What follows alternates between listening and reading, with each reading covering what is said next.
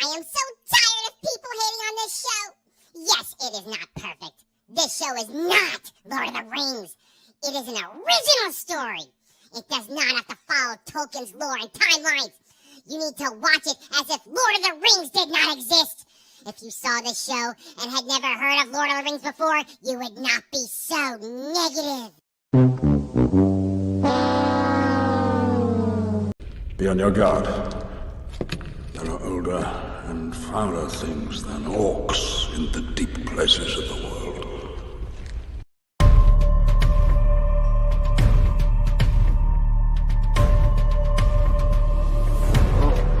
You know we're at war! From the beginning, we knew she couldn't do this alone. Every good quest needs a fellowship.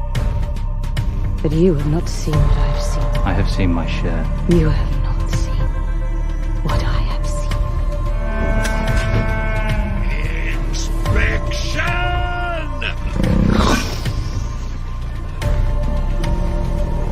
We don't change anything, but we interpret everything in this incredible, unique way. Everyone was cast because they were the absolute best person for the role. Second Age is the great unfilmed story in Tolkien's entire Legendarium, with the Forging of the Rings and the Last Alliance. And we felt that that was the story that deserved to be told. There is a tempest in me. It swept me to this island for a reason. They cast you out for deigning to beg them for a few petty soldiers. What will they do when you tell them that you are my ally? When you tell them that Sauron lives because of you! Oh, always beard. Enough with the quail sauce. Give me the meat and give it to me raw. Looks like meat back on the menu, boys.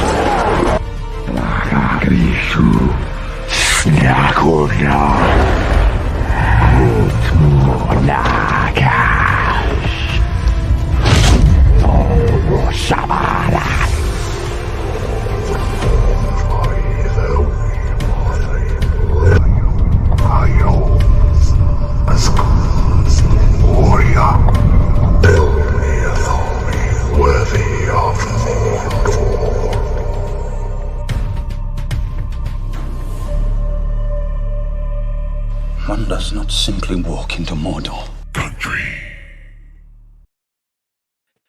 You know what I just realized? I should have done a new edit of the intro and spliced in when Sofia Vet is talking to Disa going, "Ooh!" I should have spliced that in there. I should have. I just realized that now. Anyway, welcome everybody. It's our season finale of This Is Mordor Country, where we lose our minds for your entertainment. Listen, we want to thank everybody who's joined us on this little adventure, knowing that it would end in the abysmal disaster that it did. We got a lot to talk about today, so we're going to get right to it. Dermy, go ahead and say it.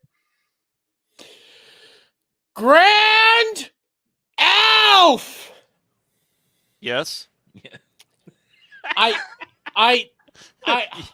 Adam, listen. What, okay, you beckoned me. We're finally here at the end. Okay, we're finally here, and all I'm thinking is the last few remaining brain cells I have are questioning whether I should just go start drinking again, because that's better for my health than this fucking show. I'm so thankful it's finally over and we could just get this behind us. God damn, getting drunk off of fucking Hiccup Derby is more coherent than this goddamn show. It really is. There's so many things that don't make sense, and I know exactly what we're going to get to. ABF. This episode was literally just, hey, we forgot all this shit. We're going to do it now. Keep going. Shut the fuck up and transition. No. ABF.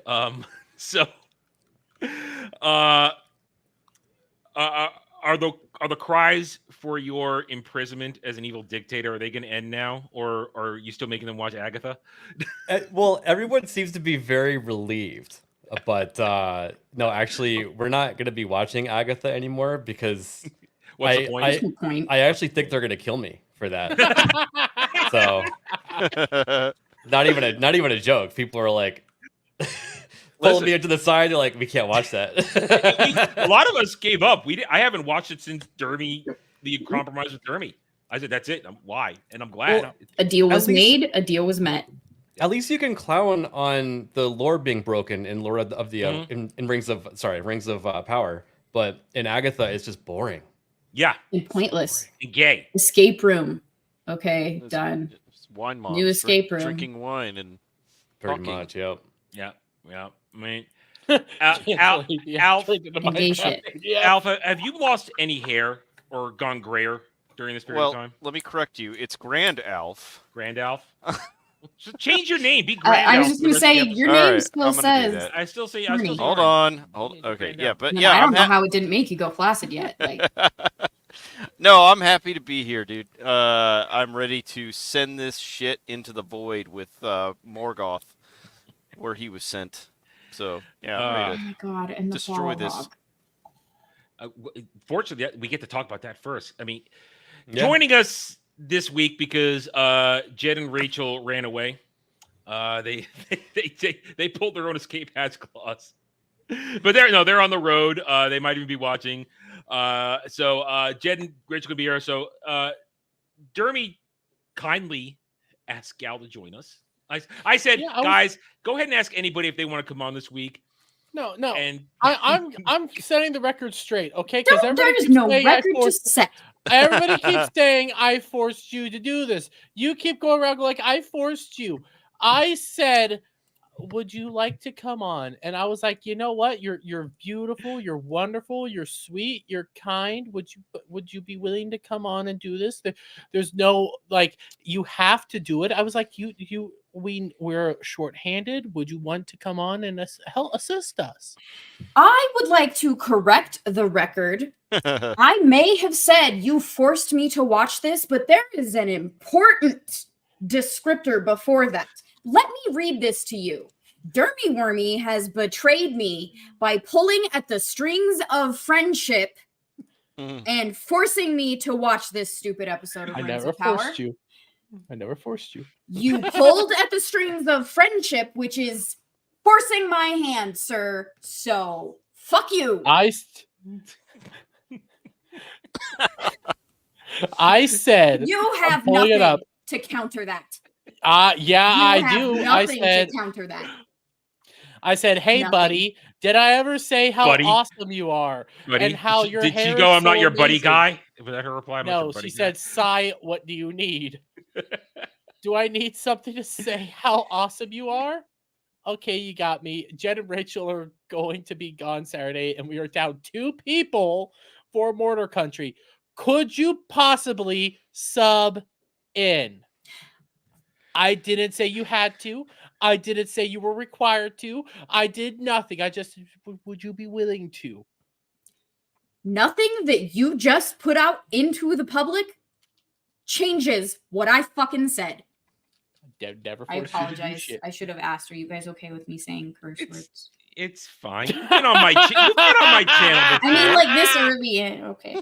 You've been on my. Listen, we got through the opening minutes. We're fine. I'm coming off of Sam's strain, which was Screaming into the Void, and we were talking about the hurricane and lack of government things that they've been doing or not doing. So I was a little heated there. Well, Dermy's a good punching bag, so that's fine. I got my avatar set. Oh, good lord. Why does that fit so well, though? It does look really... Like, it just looks like, okay, he's still alive on planet Earth as we speak now, and this is what he looks like because this alien has had to deal with these stupid humans. Anyway, hail and howdy to everybody across the chats. We are happy to have you all with us. We're glad you've been here, that you've enjoyed our suffering, and one last time, at least as this panel exists, for the moment, we're going to suffer for you.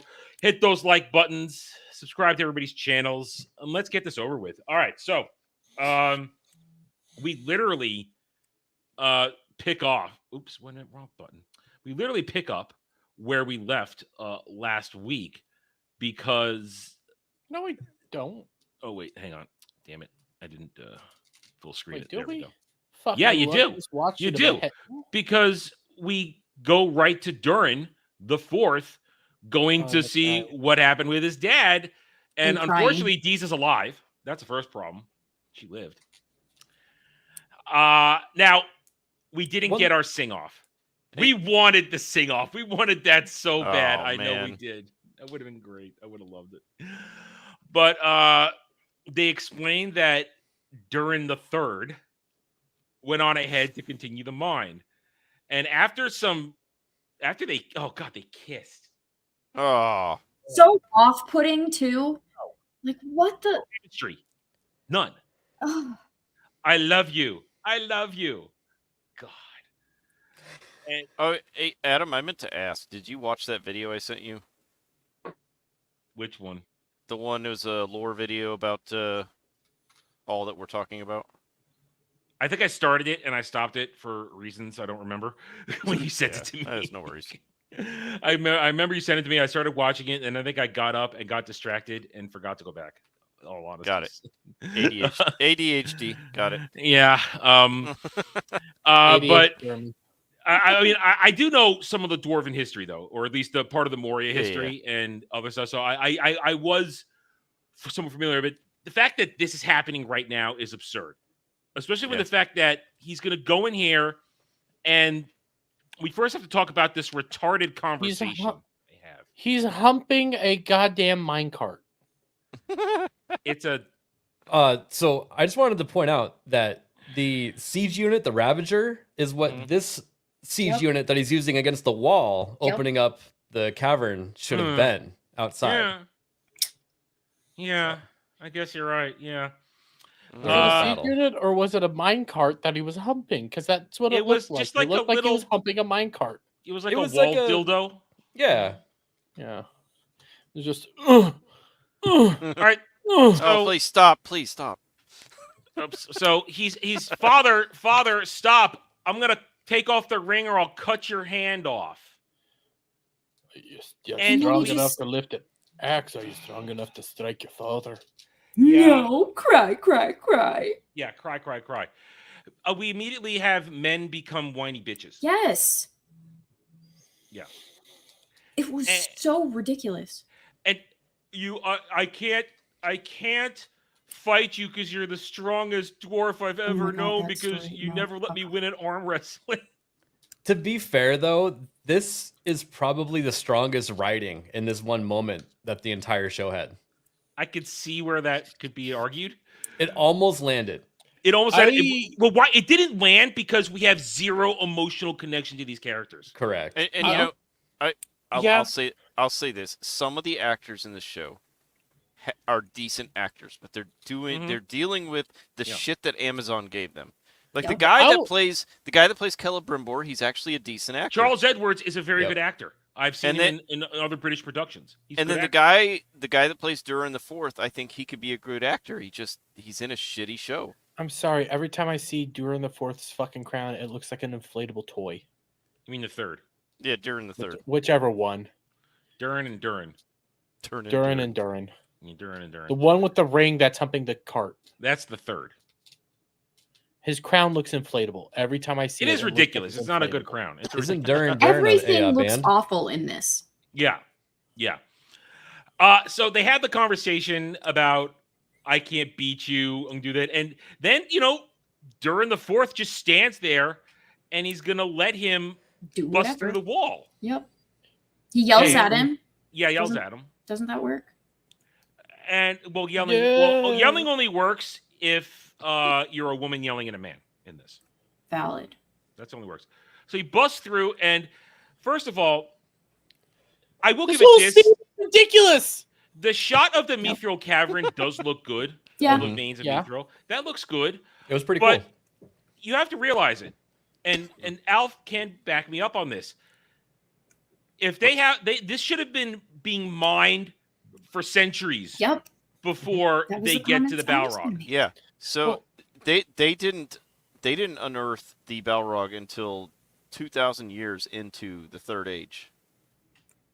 And on top of that, this whole scene where you get a Durin telling Durin that this is the riches of our mountain.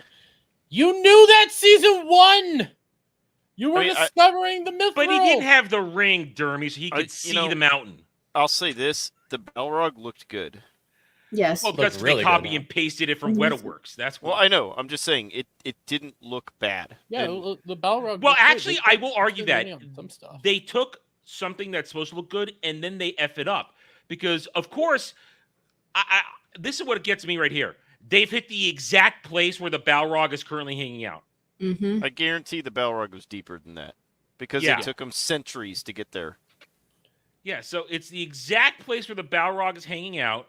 I was almost wondering if maybe they had some sort of story lined up that it likes to hang out around the mithril. It gets high on mithril. Well, yeah. It's like crack cocaine. At least it would have been something. Yeah, but no. Well, here's the something. We have to copy Fellowship now. Oh yes. Here comes the whip on the leg. Mm-hmm. It wasn't just the whip on the leg though. It was the entire Balrogs coming. You get the roars, you get the hisses, and you see the whole lighting effects as well. And again, they think the Balrog is made of fire when he's made of shadow that looks like fire. And here's so the problem: just treat it like fire. Dermy, you bring that up. They're going to cut to a shot here where it starts to climbing, and they show the shadow from the wings, but they overdo it right here, and it looks like shit to me. Where it's I didn't notice that. So they're trying to make this whole scene where he dies. They're trying to make it seem like a heart-wrenching scene, but no one gives a shit about this character. No. Yep. The entire time. Go again. When he goes to fight the Balrog, and they do the slow-mo, and he's jumping into the air bullshit. Oh, yeah. I'm like, this is a great looking shot for a poster. Because the action scene that is, I'm like, he's dead. Like he's just I disagree. I thought it was comical. I laughed because his legs are mid akimbo, and they're like, ah. No. That's what I mean. It's a great looking shot for a poster to get people interested with what's going on, but the actual action of it is stupid. Yeah, he gives up his advantage by leaping in the air. Yes. It would be a fun, interesting thing for a different show and a different theme, not Lord of the Rings. Look at this. Look at his legs. So retarded. Look at his legs. It's silly. It does look dumb. But the stands are going, this was masterful. I was crying. 10 out of... Do you have any idea how many 10 out of 10s I've seen in the past 24 hours from these people? It's ridiculous. Balrog does look good. He's this tiny thing. That's me jumping at the Balrog. Hey, Smoo makes a good point. He No, says, you're a how did Durin jump that high? They got hops. He pumped up his Nikes. He's a dwarf. He pumps up his Nikes. His air Durins. Well, yeah. He's got air Durins. Dwarfs don't jump. That was a whole thing during exactly 2 Towers. I can't jump, so I'll You're gonna have to you. toss me. Yeah. And I should make a correction because I can jump pretty high for how tiny I am. Because you're but I'm also not a fucking dwarf in reality, to which they cannot. No, you're a hobbit. That's hobbits. So what I love here is he told Diza, "Don't come in here," and then immediately, and then she's there to hold me back. Exactly.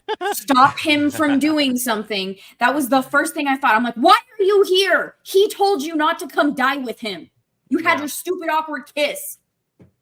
Look at this. Look at this. This is ridiculous. And it leads to something even dumber. So there's an explosion clash between their weapons. And that doesn't even make any sense because he took the ring off. If we play by their in-show rules, the ring gave him superpowers. He doesn't have that anymore. He took the ring off.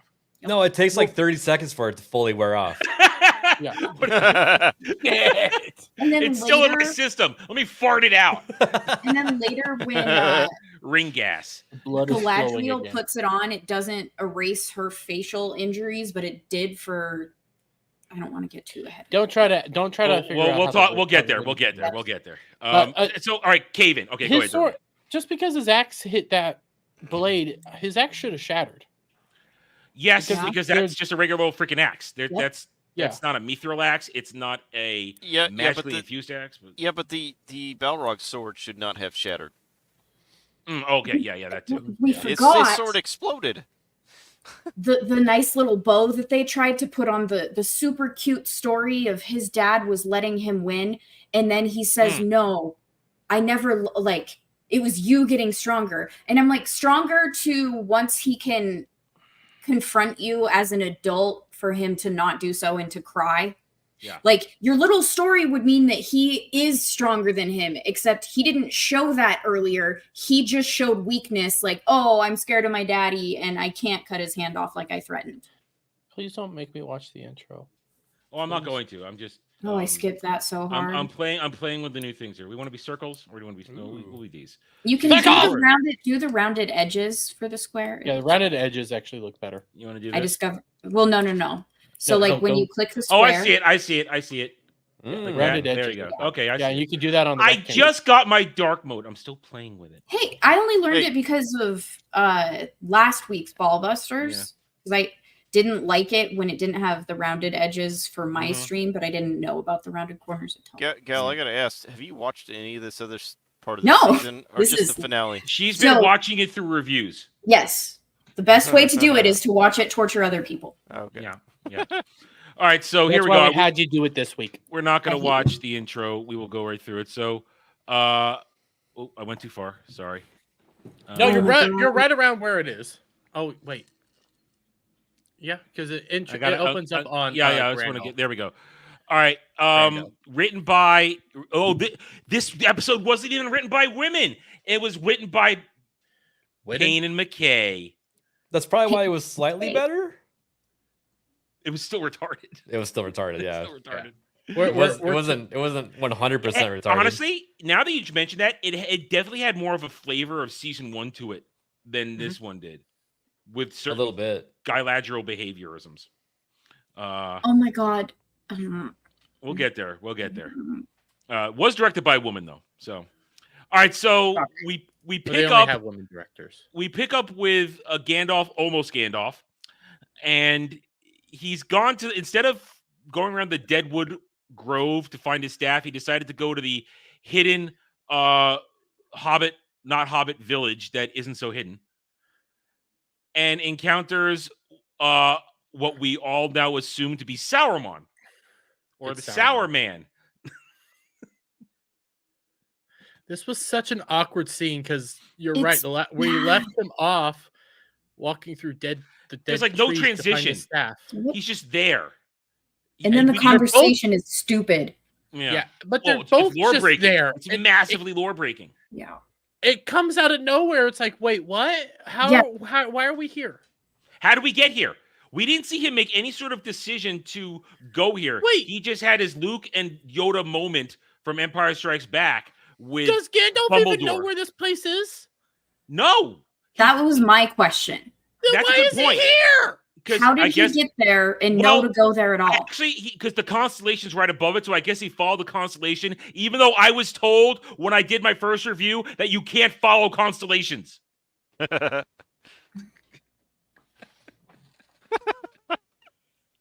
then he just instant transmissioned?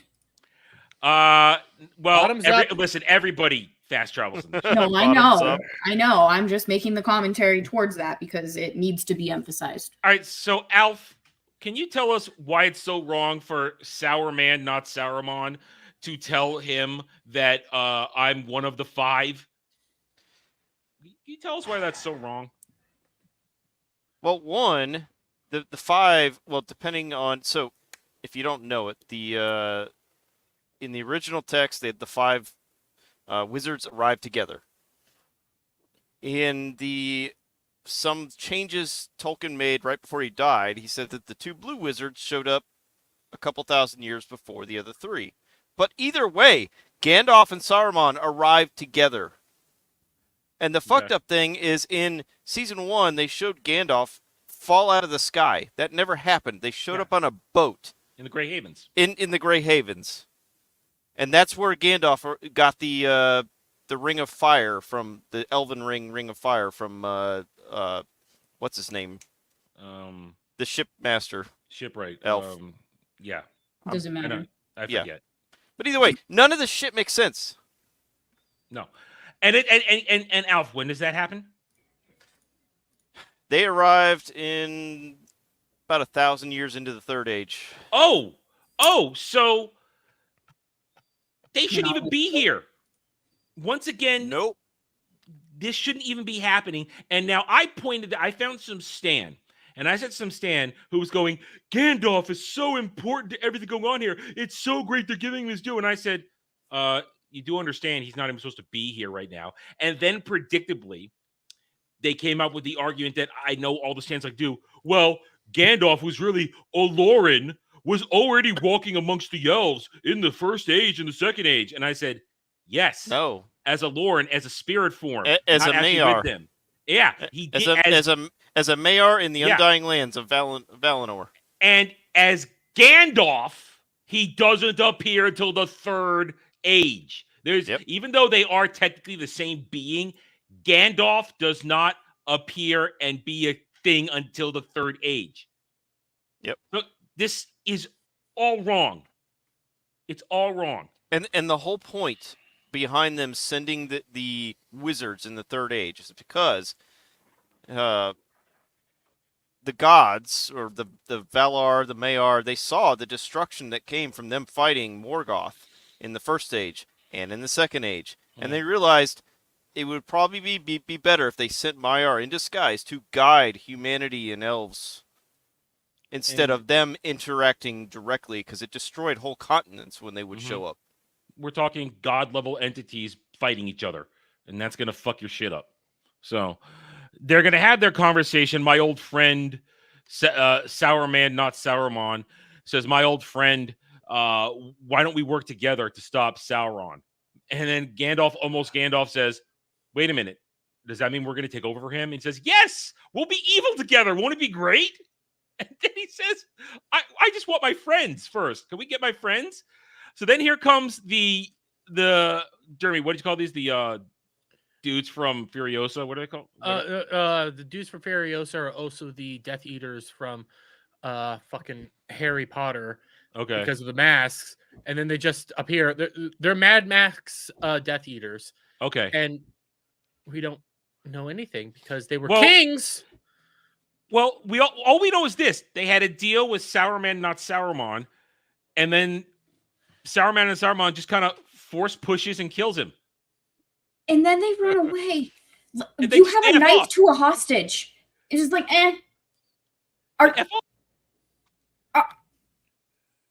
I was so annoyed. All this show did was annoy me consistently, more and more and more and more and more through every scene. So who are the Death Eaters? Their story's over, Dermy. It doesn't matter. Okay.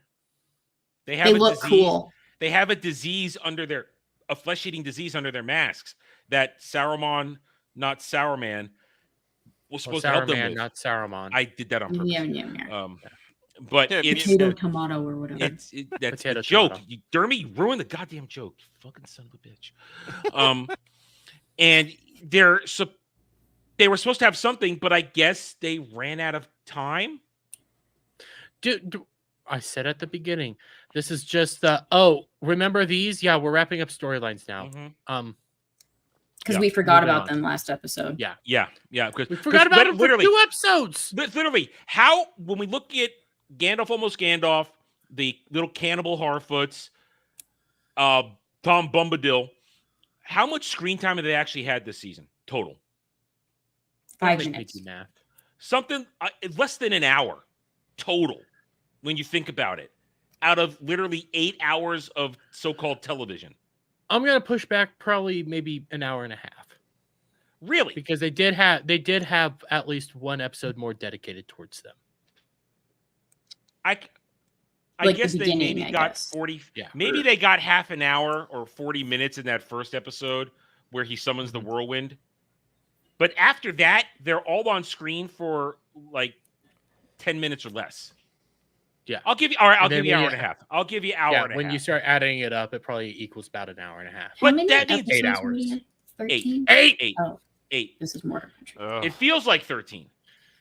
Yeah. But this is episode 3 because I added on from last time we did the show. I kept going. Yep. But you realize it feels like it's been longer.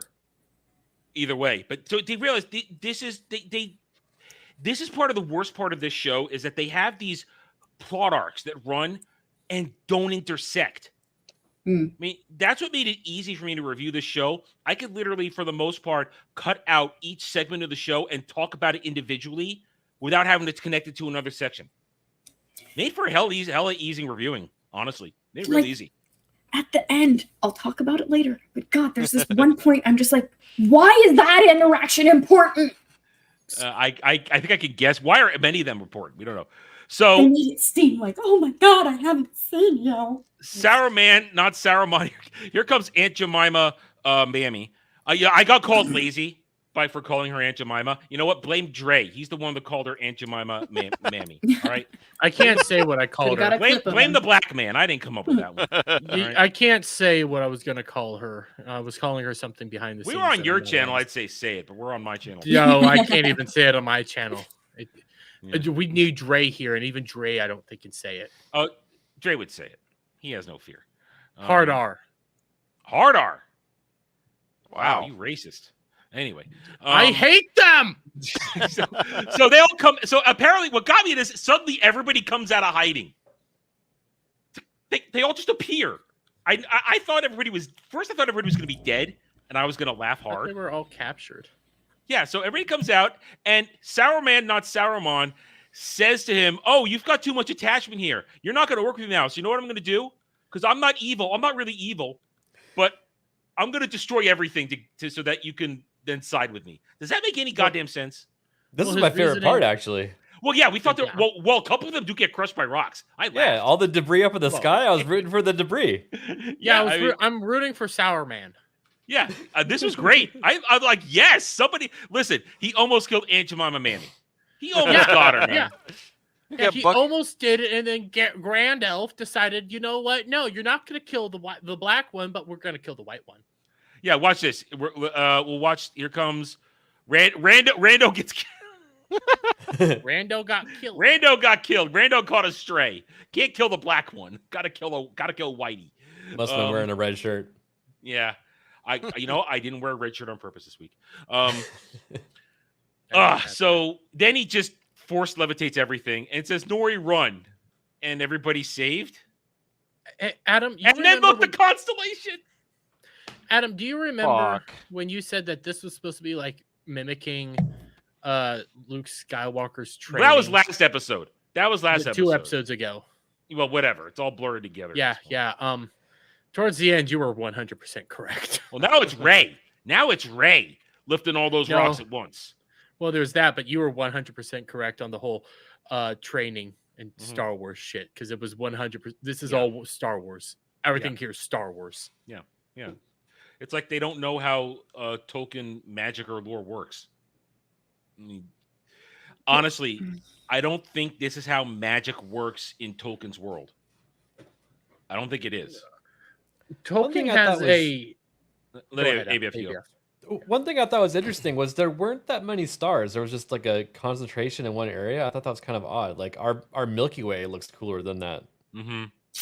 I don't know. I don't know why I thought that, but I did. Well, yeah. So I'm going to the magic thing. Tolkien has like a soft magic system that it's not really well defined. You don't see it. You don't see it. Yeah. And you know who can use it, but that's about it. You don't really know what all their capabilities are. You get a general understanding, but not a complete understanding. I mean, in Fellowship, we get the telekinetic old man fight at the top of at the top of and so at the top of I don't remember. I just forgot it. I just forgot what to freaking call it. My brain is fried today. I'm operating on like it's because you're watching the show. No, I'm operating on 4 hours of sleep today. That's why. No, use his excuse. It's okay. Blame the show. No, well, the show's partially to blame. The show made you lose sleep. I guess because I had to get up early so that I could get shit done today, so that I could do the show. Don't make us Jerry Maguire you. Anyway, the old man telekinetic fight with staffs, but they needed their staffs to do that shit. And it was a raw fight, and it's a cool fight. But this is just, like you said, it's nebulous. it's undefined. You know they have these powers. You know they use them in certain ways, but they're not. They rarely hurl fireballs. They don't summon lightning. Or when Gandalf does summon lightning, it's very cool. Where he summons it, enchants his sword, and then kills the Balrog when we see it in the beginning of Two Towers. That's cool stuff. The actual or the other question, thing is like Sauron, how he not Sauron, Saruman. Jesus Christ, that's my own fault. Saruman causing the avalanche. Yeah, that's that's like verbal spells. He's giving a verbal spell to cause the avalanche. the question I had was throughout both seasons, they were showing that and alluding to that not Gandalf, was incapable of controlling his power, and he needed a staff in order to do so. Yes, it was the power of friendship this time. Well, that was my whole thing. I was just like, so you've done nothing to control your power, and every time he has used that power, something catastrophically wrong takes place with that power. But this one freaking time, because your friends are there, and friendship is magic. I see what you're saying, and to counter your point, every time they talk about no. Every time they've talked about the staff, they do it very sexual, and they kind of imply that it's a dick. Okay, so in this one moment, he had a heart. Later. He has a hard on. Hard this time. That's right. He saw Nori and was like, "Oh my God, yes, I've been missing you," and that's how he was able to do this. Was this the first time that we heard her name? No, Nori. No, like her full name. Eleanor. No, we heard it last season. Well, Nori Brandyfoot or whatever. Well, no, Eleanor Brandyfoot. Okay, yeah. Okay. Yeah, we heard it a her lot parents last season. gave her Gipfoot dad from last season who should have been left behind and eaten. And her black stepmom. Yeah, I forgot about black stepmom. Wow, what happened to her? Did she just move on? They're still with the whole. They're still with the caravan. Sitting at the apple. They're still leaving people behind to die. Yeah, and eat them. Anyway, they kind of just let that group go. Yep. They didn't never even follow they had up with to it. because they were meaningless. That's why. Oh, they're going to connect with this group now, but we'll get back to that because now it's time for everybody's favorite game: Make Numenor Great Again. Oh, yeah. This was so stupid. So Big Tit Sister McGee summons the faithful. Also, Make Numenor Great Again. Pharazôn can arrest them as traitors with propaganda saying your Queen of the Sea is working with Sauron because he touched the Palantir and the Palantir told him that. All right, can I say something here? Go ahead. This is not how this shit went down with Numenor. So of course not. No, of course not. So when Sauron was causing his troubles in Middle-earth, the Numenorians went there. They initially defeated Subjugated.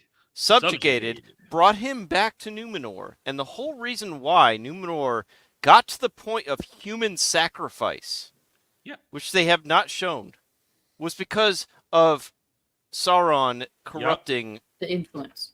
This guy right here. Yep. And they're not showing that at all. And that's the whole reason why the faithful left Numenor, is because this was collapsing in on itself. And then Sauron's like, "Oh, we'll take it and go attack the Valinor." But the faithful have just been arrested, Alf. Yeah, the Valar. It makes they're no arrested. sense. They're being rounded up. Took me completely out at this scene? Boobs McGee jerks her head as if she was looking at something happening to someone, but she wasn't looking at anything, because when they go to post that first sign, it's not like they were posting it at a wall directly in the room she was at. No, they specifically show that it was somewhere in town, so it was like time passed, but she jerked her head as if she saw them doing it, and it was so stupid. Gal, directed by a woman. Thanks, Moo. And then what she goes to do, I just want to throw. So now she's going to go to Daddy, who hugged her awkwardly last time we saw them. Mm-hmm. That was a real awkward hug. Daddy, you have to run. They're coming for you. Okay, not going to listen to you. Until they show up, and then he runs away. That's it. and then she's going to threaten Pharazôn with the guards with The crazy thing is the fact that this is going on with Numenor at the same time that Eregion is falling. Eregion fell 1,200 years before any of these characters existed. It doesn't matter. We don't have to follow the lore, Alf. I know. See, that was going to be my question because of the issues later, while it's all happening at the same time. Everything happens at the same time in the show, literally. Yeah. So the rings and Eregion Fallen happened 12 to 1,400 years before Elendil and Isildur even existed. Okay, that would make more sense. Yeah. Because like, it's an insane time crunch. Gondor, like, First of all, god damn that moob armor. Yeah. Oh my god, don't even. So bad. Oh yeah. And the costuming department for this sucks. And by the if we're going by the time frame, this is the end of the Second Age. Mm-hmm. The Numenorians already had ports along the coast of Middle East. Don't you love it how they're going to call that a colony? But the end there? They had ports, and there were certain ports for the faithful. There were certain ports for the Kingsmen. So Pelargir, which they mentioned later, was a faithful port, not a Kingsman port. Which they screw up because they have the Kingsmen showing up saying they're taking over the port. It's just it's already a colony, Alf, even though there's no Numenorians there. It's a colony. So she's gonna threaten him with make Numenor great again, Pharazôn, and Moob Armor guy's just gonna F off. I mean, real great. Was so retarded. But I mean, this is so stupid. He just okay. At least you could have said, "Listen, if you leave, I'll show you my tits." You know that would have worked. Well, and then seconds later, it doesn't matter. Yeah.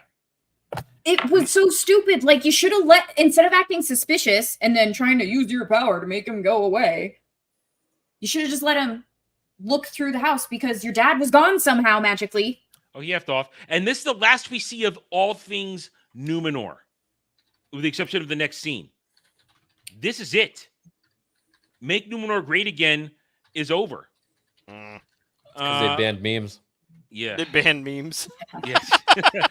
And I kind of laughed for so many reasons with this scene because they ship baited the stands with these two and they just abandoned it right here, which is what they always do. They ship bait these guys and they just abandon it right away. And he's trying to make her go with him and she won't do it. And what I love most here, and I commented on this in my review, is here. Take Narsil. Oh, fuck. Okay. How do you know it's Narsil? You're a blind bitch. Yeah. I love it later. She's looking up at Pharazôn at the end during the montage. She's like looking right at him. It's like, come on. Well, anyway, they clearly tried to make the hilt look like Anduril. Well, they ripped everything in this moment is ripped off from Peter Jackson. Oh yeah, when he pulls the sword out. Yes, it's just like that scene from Return of the King where Aragorn pulls the sword out. There's so much in here that rips off. Oh my god. Right here. Here it is. Here it is. Right here. This is that's That's it. That's Aragorn pulling out Anduril. But that does not have the weight that it did in that movie. No, none of it does. Everything they put into this, the lines that they repeat, it's cheap. I put this question to you. Pharazôn has access to the treasure room where Narsil and the Palantir were kept because Big Tit Sister McGee led him there. Narsil, arguably the most powerful melee weapon they have. Doesn't it make sense Pharazôn would have put that under lock and key? Yep. Not let blind Merle take it somehow. It makes no sense that Narsil is in the wind right here. Okay, so to push back, he thinks she's a blind bitch because she is a blind bitch. So how would you know that she's actually grabbing Narsil? Hey, you treat her with respect. She's queen of the sea blind bitch, okay? You know what? You're right. I got it wrong. She's black blind bitch. Okay. Okay. You can keep going. I mean, how do you even know? Listen, the biggest thing is, how does she even know that's Narsil? You're blind, dude. No, wait, look. You're just saying it. No, look. There was on the scabbard on the it had etching. Look, it has an emblem on the scabbard. She's blind. She can feel that. That's how she knows. She gestures to the Guys, sword. you're all wrong. No. Adam, that's even more wrong. It's the ribbing for her pleasure. Ooh. Oh. Has that been used inappropriately? I'm not saying, but I'm just saying. Hello. Well, she can probably leave it to the woman on panel to figure it out. Okay. Guys. Yeah. That's a lot of ribbing for her. I'd have to go back and watch it. But... What? Alf? We lost you. Alf, say again. We lost to you. Go back and watch it for what? Oh, sorry. Bjorn in my chat says they even played the song when he pulled the sword out. Yes! Oh, well, I don't have audio for this. This is an audio-less version, so I can't. I know. I'm just saying. I have to go back and watch it, but if that's true, that's egregious. There's hidden Braille. Because Braille's a thing. That's what the Braille was the ribbing. Yeah. All right. So after the copy of this, we'll come back to him later because now you know what? The mighty siege of Eregion, which has lasted a day. I'm gonna be honest. I was enjoying this scene till a point. Oh, well, yeah, because the orcs are gonna in their battle frenzy are gonna kill everything in sight. Because this all right, so the siege of Eregion officially ends right here. And now the sacking begins. And it lasts for 30 minutes. Sacking Alf. I think the sacking of Eregion lasted longer than 30 minutes in lore. Yeah. You remember back in go ahead, Alf. No, I was just saying, I'll have to go back and look, but I think the siege of Eregion took years. Yeah, I'm pretty sure it took years too. And once they sacked it, because they sat on it. There was so much that happened there. Like, Celebrimbor sallied forth and attacked Sauron and was actually successful at first. Then he got pushed back. Mm-hmm. And then, Elrond showed up, and it was too late by that point. Elrond and Celebrimbor showed up. It was too late by that point. They were rescued by the dwarves and fell back to the valley that would become, Rivendell. But, yeah, it was just... There's so much they're leaving out, so much nuance. Siege lasted a day. The sacking lasts 30 minutes. Yeah, I know. And these orcs have you guys are having their way. Have you guys considered that Sauron and Celebrimbor were having gay sex? No. In this show, they definitely were. They were. You thought about it, obviously. Yeah. Well, yeah. But here's the thing. Like, I'm liking a lot of this, but pause it real quick. Compare this scene to when the orcs breach Gondor. It's incomparable. You can't. And High King Gilgalad was not at this battle. No, he was not. Yeah. You are correct, sir. In the books, he was not here. Yeah. But Gal, the reason why I'm saying compare the two is because on one hand, it's really good, it's intense, it takes a while. On this hand, it happens for like 5 seconds, and then Galadriel shows up with an army of women. You mean right here? It's not even an army. Galadriel just starts acing dudes, and they play her fucking theme. Here's the thing. I've heard Bray McCreary actually do some good tracks. Jed and I forget what movie we watched this year. We said, whoa, Bray McCreary actually did the soundtrack for this, and it sounded good. The soundtrack for this show is shit. Are we? And how comical this scene is. I gotta admit, I missed this. That I heard somebody else say it. She's only saving women and children. Yeah, but they're all bigger than her, minus the children aspect. And did you all notice? Old you also notice they're all old and fat too. And but it's not even that. Like, she is this tiny thing. When Galadriel is not actual Galadriel. But these women are all being saved and protected by her when they would be way more capable than her in this moment to protect themselves. And let me remind the audience here that Galadriel was 6'4", and she was taller. 5'2". And she was taller for a female elf. But I want people to realize so she would be towering over those other women there. Yeah, there's that. But then also, okay, you're going to save these people. Why aren't you leading them through the tunnel? Yeah, they were the first ones. No, but they were the first ones to come out. She came out last. Was guarding the rear. Besides the fact that Galadriel was never at this battle. No. I don't even. Listen, we have to work with what the show. She wasn't at any of them. She never met Sauron, right? Never. She was busy Oh, no, raising no, no. a baby Okay, with so an ABF. I'll correct that. So she did. It's hinted in the. That's first date shit, isn't it? No. It's hinted in the Lost Tales that when Anatar first presented himself, he did in the Grey Havens. Yeah. So she may have met him, but she saw him with. She always suspected there was something wrong with him. Yeah, and she and Kyrian were like, we don't trust this dude. And she never wanted anything to do with him. Yeah. So he left and went to Region, to deal with Celebrimbor. Yeah.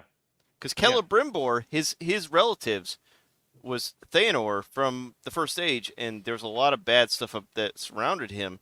So Celebrimbor's motivation is like, I want to improve and, correct my family's legacy.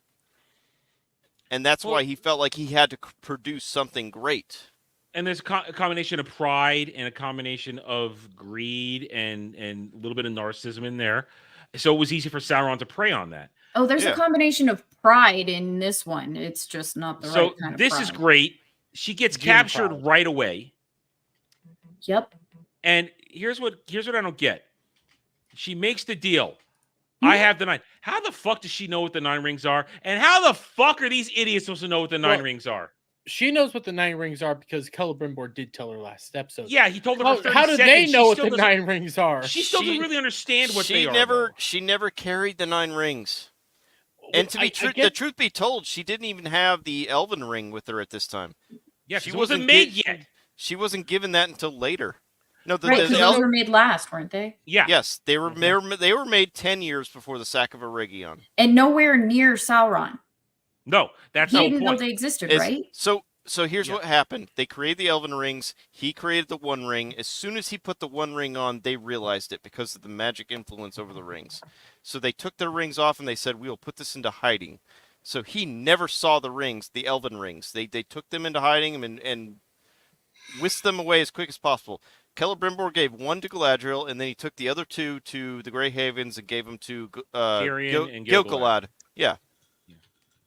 And he said, keep these in hiding. Don't wear them if you don't have to. And that's how it went. But now the rings are all out of order, and she's going to tell Orcses here, I want to see your daddy. I'm ready to make a deal. Who is your daddy, and what does he do? All right, now we get torture porn. Jeremy, I'm sure you love this. This was actually kind of annoying because kind of. You didn't feel anything during this scene at all for anyone. Well, no, and Sauron showed his ass. He was easily manipulated into just killing the guy, and then cries for whatever reason. It's so stupid.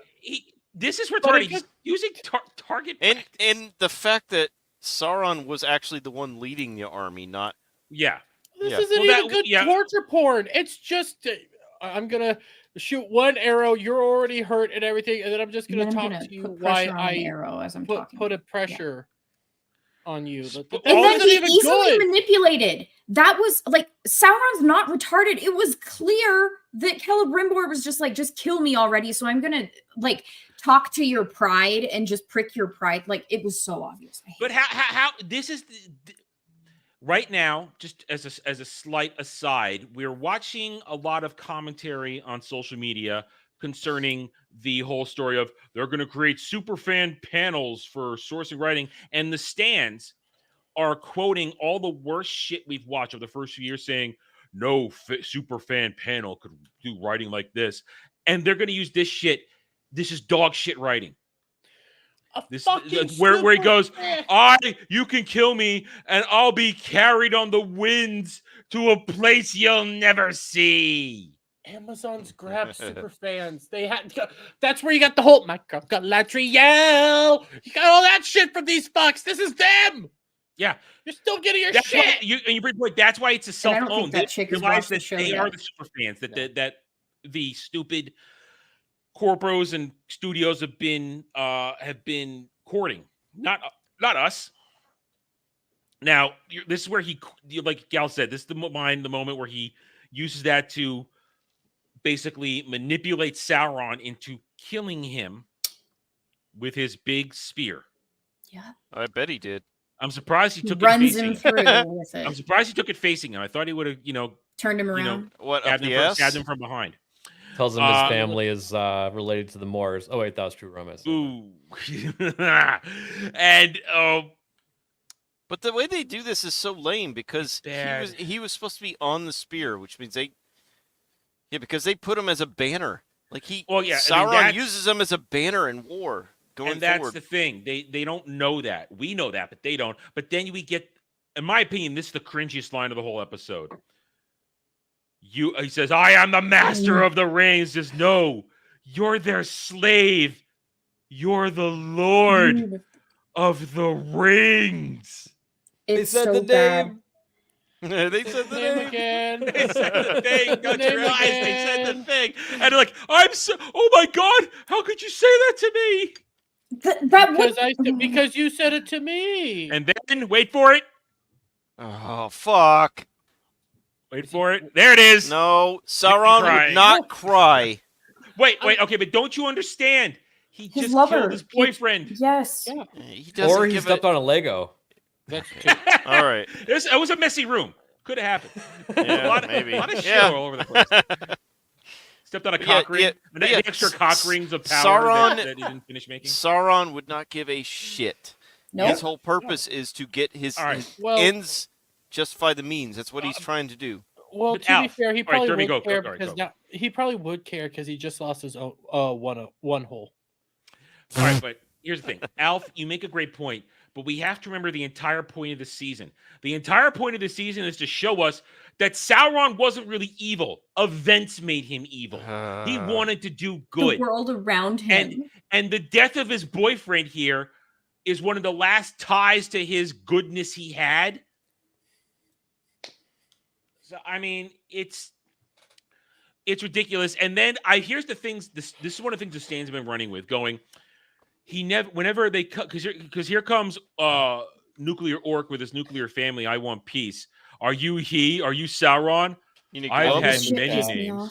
I've had many names. You mean orc Glub or whatever his name is? He is? turns to him with a tear running down his cheek. Yeah. That is not going to get the orc to fucking follow you. Are you kidding me with this shit? Gal, that's the subtle bad storyline they've been running for about 4 episodes now of Sauron's going to steal the orcs from Adar because he's going to listen to their pain and treat them normally and not dismiss their fears. Fuck off. So, but the stands have been saying that Sauron is crying because he never actually wants to use his name. How about let's go back to the intro where he does call himself Sauron in season 1. They can't even keep track of their own retarded show. Go ahead, Jerry. So when you brought back Sauron, that's the exact line. He calls himself Sauron. Yeah. He wants to be king still. He still wants to be in charge. Yeah. They just look at him. He's not crying because of Sauron. Again, he's crying because of some weird manipulation that was done on him that doesn't even make logical sense because I don't know why the fuck you're all freaking out. But then you're right. They think that he's going to be more benevolent to him, and they're also wrong, but it's all over the place because they're not doing anything right. And by the way, Sleazy, you brought this on yourself. Gal, Jeremy is trying to touch my pickle. Stop him. I'm not trying to. I will. So I'm on this panel because of that monster. I can't stop him. I'd like to step in and illuminate some things about Sauron. Uh-huh. So Morgoth, the Valar that was his lord. Yeah. He wanted to destroy Middle-earth because he was jealous of Eru Luvatar, who created Middle-earth. He wanted to destroy it. Sauron, learning from Morgoth, decided differently. When he became the Lord after Morgoth was banished into the void, he wanted to rule Middle-earth under his rule and his, the way he wanted things. Mm-hmm. So his goal was not to destroy Middle-earth, but to change it and rule it under his circumstances, how he wanted things. Mm. So that's Sauron, but Sauron has no love for life or anything. So he would not be sitting here crying. He would not be sitting here crying. No, he's sympathetic.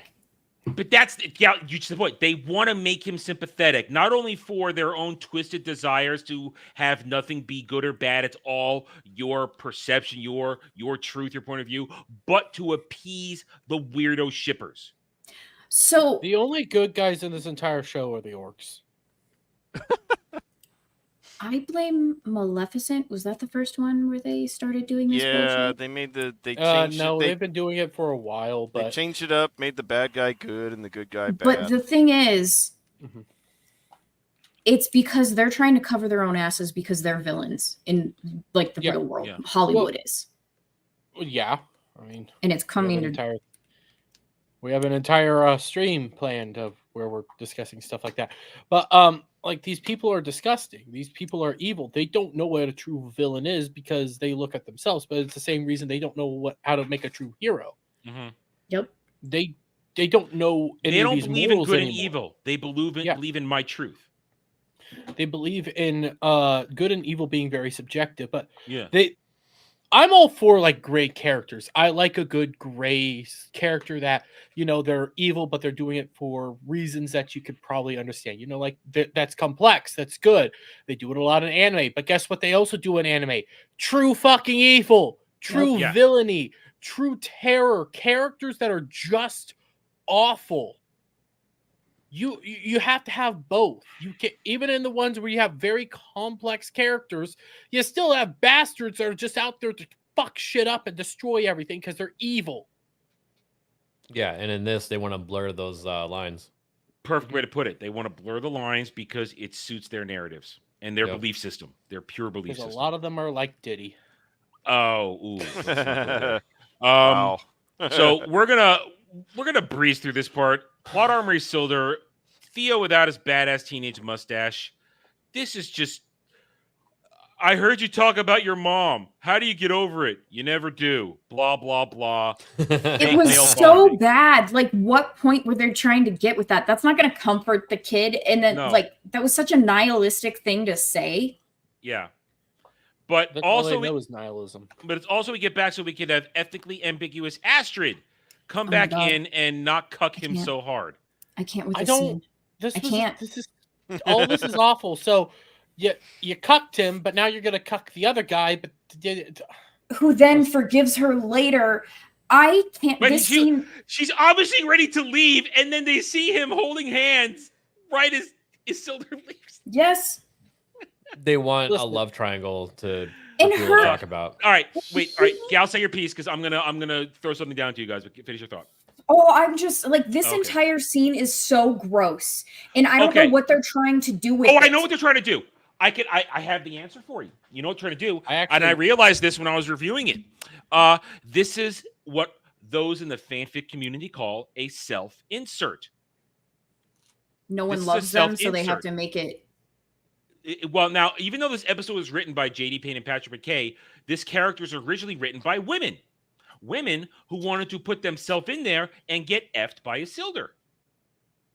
You know, there's that. I do agree with ABF. They wanted a love triangle. They wanted Well, that this too. weird- That too, But because it's the not woman even wants to be that. sought. That goes over the self-insert because they want to be sought after by all these men. Yeah, but like they're They doing want the to love cheat on their triangle wrong. husbands. That's Well, true. the love triangle stuff kind of falls in line with the stepmother kiss with Galadriel. You know what I mean? Yeah. Like Yeah. they're trying to get people to talk around the water cooler because that's what made Game of Thrones Game of popular, Thrones, yeah. and that's why they spent $1 billion. They were trying to get a Well- Game of Thrones.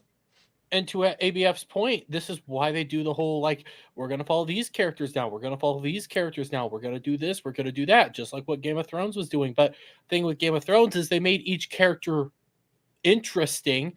You care Here, about them. I couldn't give a shit. Yep. You can't give a shit because these are fanfic characters. And Isildur has plot armor. Nothing's going to happen to him. So these trash costumes just reminded me of something earlier when Sauron kills Celebrimbor. He's standing over him at one point, and his outfit does not fit him properly, and so there's all these like wrinkles and like bulges, and it happened earlier with You like bulges. It happened earlier with She's going to ignore that and go on. Blind Bitch's boyfriend.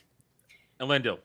Thank you. So he at one point has in his armor like a rounded edge just pointing out, and it looks like his I don't know, rib cage has a hernia. It was fucking weird, and it took me completely out of it because the costuming department fucking sucks ass for this show. But it's the best it does. ever, according to the stands. Nothing it's such an fits improvement. anyone, and then the moob armor, and it's just... Well, at least these aren't moob armor. We'll give them that. No, I know. Brand. They didn't have an ironing board back then. They could use Morphic Clark's ass. Why is there a fat? I just noticed this. The fat bearded fat one guy is on the left. I just see that too. I didn't see that before. Oh yeah. All right, looks so like that's a fucking 4XL Jack outfit. Black. They put Jack Black in this because they're putting him in everything. That's all what right, that fucking is. here's what He's old. He's fat, and he's a part of their. Here's what I love about this part. So, Make Numenor Great Again Jr. comes in, and they all start saying, "Where's our supplies? We had a treaty. We're your colony." And due to ethically ambiguous Astrid cucked Isildur for, but is now getting cucked by her with Isildur, says to him, "Don't you know who this is? This is Theo, son of Bronwyn." Who? Who? Why the fuck would he give a shit? Bronwyn, who led us all here and then effed off to be an activist. All right, so I'd like to point out this place they're in right now. This is supposed to be Pelargir. So this is one of the main ports of Gondor. This was one of the faithful ports. Mm-hmm. And you've got a bunch of Kingsmen telling they're going to take over. This makes no sense. Yeah, because they're mashing everything together and they don't care about the geography. Where's they don't care about Gondor? the proper stuff. And here's the thing: they're going to go through all this right here. Do you need me to bring up a map? And Well, they're no, going to. Go ahead. I mean, like, when I say where's Gondor, I literally mean where is Gondor right So now? Gondor was not founded yet. The kingdoms of Gondor and Arnor were founded after the fall. After the fall, and after Elendil and Isildur and Anarion finally came to Middle Earth and decided, based on realms that were already kind of had ports based on Numenorian expansion, decided to form kingdoms. Yeah. And Pelargir was one of the ports that was in Gondor that would become Gondor. So, but they don't care. They don't really, because these people don't care about the lore. They just want to tell a weirdo story for shippers right here. I mean, let's get past him being surprised that Isildur's alive, and he doesn't kill him right away or at all because he still has designs on touching his sister's tits. We have to understand that. It's also that his other hand's fixed. So, he has to wait till his other arm's fixed. Listen, if I had a broken arm, I would find a way to grab both those tits with one hand. Okay, come on. I would find a way. Wait. Listen, I have a hand and a mouth. I could get it done. All right. Wouldn't the easiest way right now, if he wants to make sure Isildur doesn't everything stays good, and he wants to play all this shit up, just kill Isildur and say nobody. Isildur has plot armor. He can't die. That's why all of this tension is ridiculous. And it's all, like ABF said, it's to create a love triangle. It's to create fake relationships. It's to try and generate talk about, oh my God, what are they going to do? Because remember, the sister, as much as we love her for her body and not her mind, she's a fanfic character too. Yeah. She doesn't By the way, exist. the ambiguous whatever the fuck, she can get it. All right, I'm sharing a map. You can have her. I'll take Big Tit Sister McGee. Really quick, I guarantee you All right, there was some so- focus group and they were like, no one's talking about this show. Let's do something dumb. All right. The White City of Gondor is right here. This is Pelargir. Yeah. Yeah, this is Gondor. And you realize that's upriver. They just made that look like that's on the freaking port. That's on the freaking sea. Yeah, that's Pelargir. That's the main port of Gondor. Yeah. I want to burn everything down. Yeah, this shit sucks. Well, do it on your channel, not mine. All right, so now Isildur with his plot armor is going to try and bully Farazan Jr. into doing stuff. This is so stupid. He goes like, "Do you have room for one more?" Looks at the girl, and then her fiance walks over and goes like, "What do you mean, room for one more?" Yeah. Sorry, honey. I want to touch his penis, not yours. I mean, that's it. We want to make I want to make ethnically ambiguous children with him and not with you, because they're all ethnically ambiguous here. Let's remember that, each and every one of them. Well, that's the thing. They think the books are for nerds, and that they buy into the shit that we're the minority, that we're the ones who don't have a voice. No, I think when this whole thing started 2 years ago, and the trailers launched, and we saw what happened with the pushback of Tolkien fandom. Frankly, the Tolkien fandom were the ones that drew the line in the sand and really changed the momentum of the pop culture war. When as much as we hate and despise this show has done more for turning around the pop culture war than even the collapse of Disney Star Wars to this point. Because this is the moment that people said, no, it stops here. You will not ruin the professor's lore. You will not do this. Because Tolkien has always been their white whale. Tolkien's lore, Tolkien's world, that is their white whale. They want it. They want to bastardize it. They want to change it. They want to make it their own. And it doesn't work. But they tried, and they have failed miserably, despite the fact of all the million minutes viewed they want to roll out there, which is, as Jed said last week, remember, even because the ratings are a little weird, because the latest ratings did come out for episode 4 and it was still up there, but it's counting the entire series watched, not the episode. That's why the Samba numbers are a lot more accurate right now, watching it slowly drop off until it's going to fall off completely, probably with the finale. Kratos. I just saw that. Wait. We're your movie night. Hi, Kratos. We're your movie night. Hi, we're movie night now. Please send me super chats. Send me super chats. I don't give a shit about you. Well, I'm hosting, so fuck off. Right. Anyway, no. So, hi everybody. Waiting for Cloud to wake up from his nap after not eating Chick-fil-A, or catching a shiny, not quite catching a shiny. Hi. We hope to entertain you. Anyway, so here it is. I completely lost my point with that. Thanks, Dermy. Or what was I saying? I don't know, but turning point. So that was the turning point. So this show is actually done more for waking everybody up than anything. And here we are. This is not a success. It is failing because nobody wants you to bastardize Tolkien's lore. They don't. And I never want to hear the argument, oh, but Peter Jackson made changes. Peter Jackson made changes with respect. Out of love and care. Out of love, yeah. And he even expressed that in interviews. Mm-hmm. Yes. Yeah, and there's some things that he even admitted, like, we couldn't do. Yeah. We were incapable. They were already 3 hours. And just by him acknowledging that was like enough. Yes. Because nerds, true fans, passionate fans, we're forgiving if we see genuine. Yeah. And if the thing is, go ahead.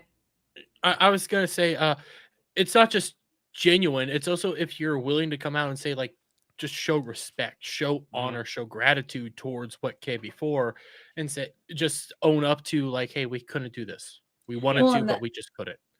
That's like part of what I was actually gonna say is, true fans respect it a hell of a lot more when you don't do something if you can't do it properly. Mm-hmm. I'd rather you not put it in there if you can't do it properly. And that's the key. It's understanding. Either do it right or don't do it at all. Exactly. And this so is not putting Tom Bombadil in, I'm okay with that. Yeah. Yeah. Instead, we get Tom Bombadil with this one instead. Yes. Tom Bombadil. So Farazan Jr. is going to say, after Isildur tries to say, my daddy's more important than your daddy, and then Farazan Jr. is going to say, no, my daddy's king now, and your father's a traitor, so you have no power, but you have to come home because you have plot armor, and I can't kill you here. Why do you have to come home? I don't know. Because Isildur has to be home for his story to properly continue, because he can't exist in fanfic land here with his ethnically ambiguous would-want-to-be girlfriend. I love it how for a second the dude moves closer to her. It's like, yeah, he wants to kill him right there. Look at that. That's the motherfucker. I want to kill you. right there. Yeah, that's the. This little love triangle made no fucking sense to me. This pisses me off so much because he's such a cuck and he's still acting like a cuck. Like, after you say something like that to a woman and she immediately goes to another dude, clearly she went to this other dude. She was ready to fucking leave with him and you clearly saw that, so you got defensive. Like, come on, my guy.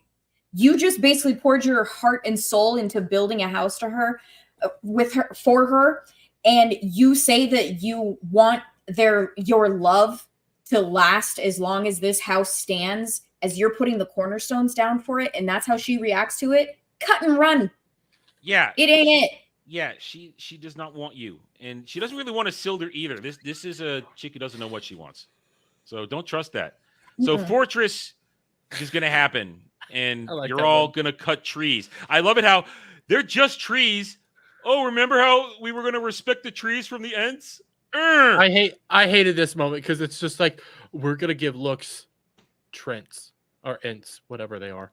We're just going to start giving looks like they're not just trees. They're not just trees. We give our word. Well, it doesn't matter because it's time for Guy Ladriel to run into Adar. Now, last week, Rachel said there was a fear that Adar, once he put the ring on, was going to morph into something different. Now, she was right about one thing. He does morph. The ring did heal him. But our fears were assuaged because even though he put on Nenya, which is all kinds of ridiculous, one more thirst trap for the stands. He's not Celeborn. He's just Adar. Now, at a moment when he said I had another name, I still thought they were going to do it. Yeah. But then I was waiting for it. I was waiting for them to do it. And I was like, oh, come on, do it. I was waiting for them to do it, and then for fucking Galadriel to go like, "You're my husband," and so I could just go like, "Shouldn't you know that?" Right, like looking at him. Which is funny because Celeborn fought on the good side at Eregion, not on the bad side. So, yeah. Honestly, I was expecting it. Real quick, I'm not you. Who is this for? Is this for Alfred Dermy? I don't know. Me. That's for you. Okay. It's me. That escalated. Smoo, the DJ, member for 4 months, says, Smoo, justice for Grand. Smoo. Yeah, you said it wrong. Say it right, Dermy. So Sleazy wants me to say that word, and I said, oh, so now you don't want to say them, huh? No, I'm grifting this one. No, you don't respect member chats. If you want me to say that term, Sleazy must say it. Sleazy must give money. It's not my channel. Yeah. Fine. Smoo, justice for Grand Mambidor. Rest in Grandma Bimbor? No, Grandma Bimbor. Fuck. I don't fucking care anymore. This is just like you not being able to read a capital I and thinking it's an L. Smoo says, read it, bigot. You want me to go bigot? I'll do the hell here. Whoa. Whoa. New justice for Grandma Bimbor. Rest in pepperoni. That sounds disgusting. I think he prefers the pepperoni to be in him. Oh. Anyway. Wow. So Adar gets, as long as he's wearing Nenya, he's a thirst trap for the shippers. Real quick, Sleazy, that says ill. Oh, so you can read a capital I as an I. No, the way I don't me. You just read it. No. There's a clear differentiating. Right, children. I was looking on YouTube, and the I is smaller than the L. Over here on StreamYards, it just looks like 3 L's. Do you guys see what's happening? This show is making us fight. It's the ring. Yeah, it is. We blame the show. Wait, can anybody speak? Can anybody say black speech so we can all be shocked back to our senses? No. Okay. I thought you said to speak like a black person. Oh, shit. God. Shipping. I don't have any clips loaded on this side. I have nothing to play to get out of that. So. Steven, shipping is a play on the word relationship. Okay. All right, let me So- explain this. You should explain this from sort of like anime terms or show terms. So here's what happens. In certain shows or this and that, what you have are characters who are coming up through the story. And some characters are clearly meant to be together. The romance options, whether or not it's a legitimate love triangle or not. And back in the day, when you had a legitimate love triangle, people would say, I want to ship so-and-so with so-and-so. That's when it was healthy, even if it was nasty and anime nerds. Like the old Naruto ship wars were disgusting and terrible. Same with the Bleach ones. But they existed, and that was trapped in that, though. So you would ship Naruto and Sakura, or Naruto and Hinata, or Ichigo and Orihime, or Ichigo and Rukia, and that kind of shit. So that's the original thing of shipping. The problem is nowadays, it is morphed into a weirdness where you have stans, these fake fans, who will take characters that have no reason to be in a relationship whatsoever, gay or straight, and they will ship them together to be in a relationship. And most of the time they want it to be gay. They want it to be gay most of the time, so they can draw their creepy ass fan art that should have stayed on freaking Tumblr where it belonged. And now, yes, God, it's like slang, Steven. Okay. Yeah, it's slang, but I don't like this cube. It's essentially when you get somebody who takes individuals like D-Day Cobra. Okay, you see Jeremy. Oh God, there. don't make them and then kiss. They take Ryan. No, Shut up. This So they is take worse than and you they kissing start Ryan. making fan art of maybe Ryan bit. Wait, no, okay, this is Jeremy. This isn't going to take away from you making like out with Ryan. Let him finish. Okay? Ryan like this, or the other way around, and sometimes 69, and it's just a bunch of internet freaks saying these two should be together. And sometimes the internet freaks go so far as they start actually like attacking individuals' families and individuals' wives to try to force these two individuals to actually come together in real life, but like what happened in Star Wars with Daisy Ridley and what's his fuck. Yeah. All right. Thank you, Jeremy. I'm going to clip that out and send that to Jeremy and Ryan now. Nice. That's why I wanted I was to let literally him finish. putting the timestamp in a message to you. Yes. Oh, yes.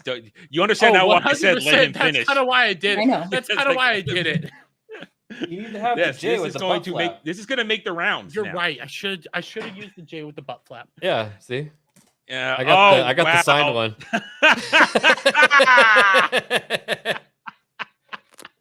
I don't have. Yeah. Well, it's too late now. Joke's over. Well, listen, you could have gone for the Devil's Three-Way anyway. Right. So Steven, that's it. It's retarded, stupid stuff. Used to be harmless and trapped in specific areas of nerddom, but the weirdos from Tumblr have ruined it. They've ruined it.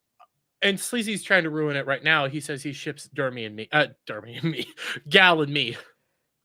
Oh, That's like a brother and sister humping. That's kind of wrong. That's gross. Yeah, that's like Coffin of Andy and Lele. Never say that again, please. Yeah. That's kind Anyway, of gross. so we got thirst trapped Adar, and because he's put the ring on, he's found Jesus.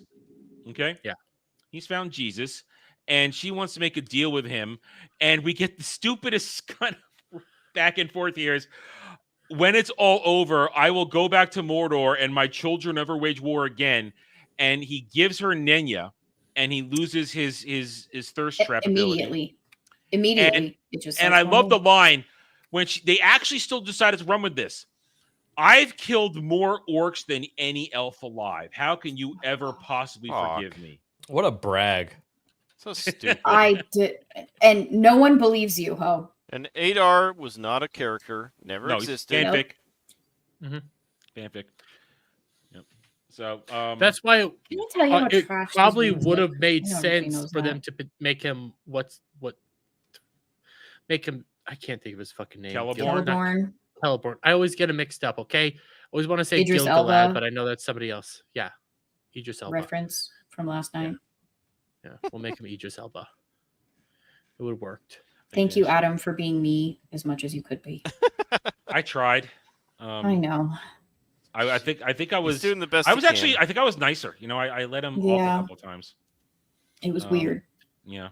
Carry on. Well, I was trying to spread out my antagonism to everybody because we were shorthanded, and I could only be so mean so many times because I'm a nice person inside.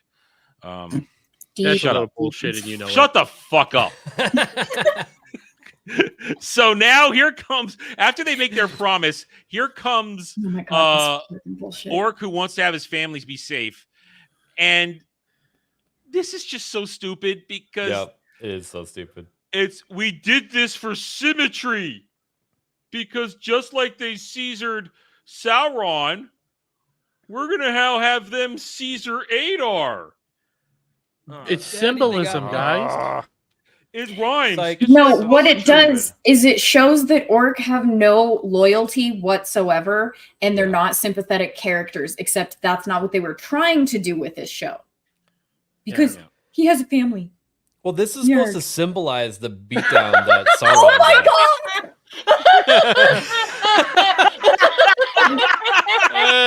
He can't control himself, Ryan. Thank okay? you. Thank you. Saves me the trouble. Nice. Nice. Oh, glorious. Thank you. There's so much wrong. Thank This you. one was unprompted. I had nothing to do with it this time. I want I to tried to listen. stop I it. was going to send that out anyway tomorrow. So much But, wrong with Jeremy. I even sent you the timestamp area. I'm still going to send it out. I'm still going to clip it. It's still going to happen. Yeah. Oh man. Who summoned him, I bet. Wow, that Did you that- DM him?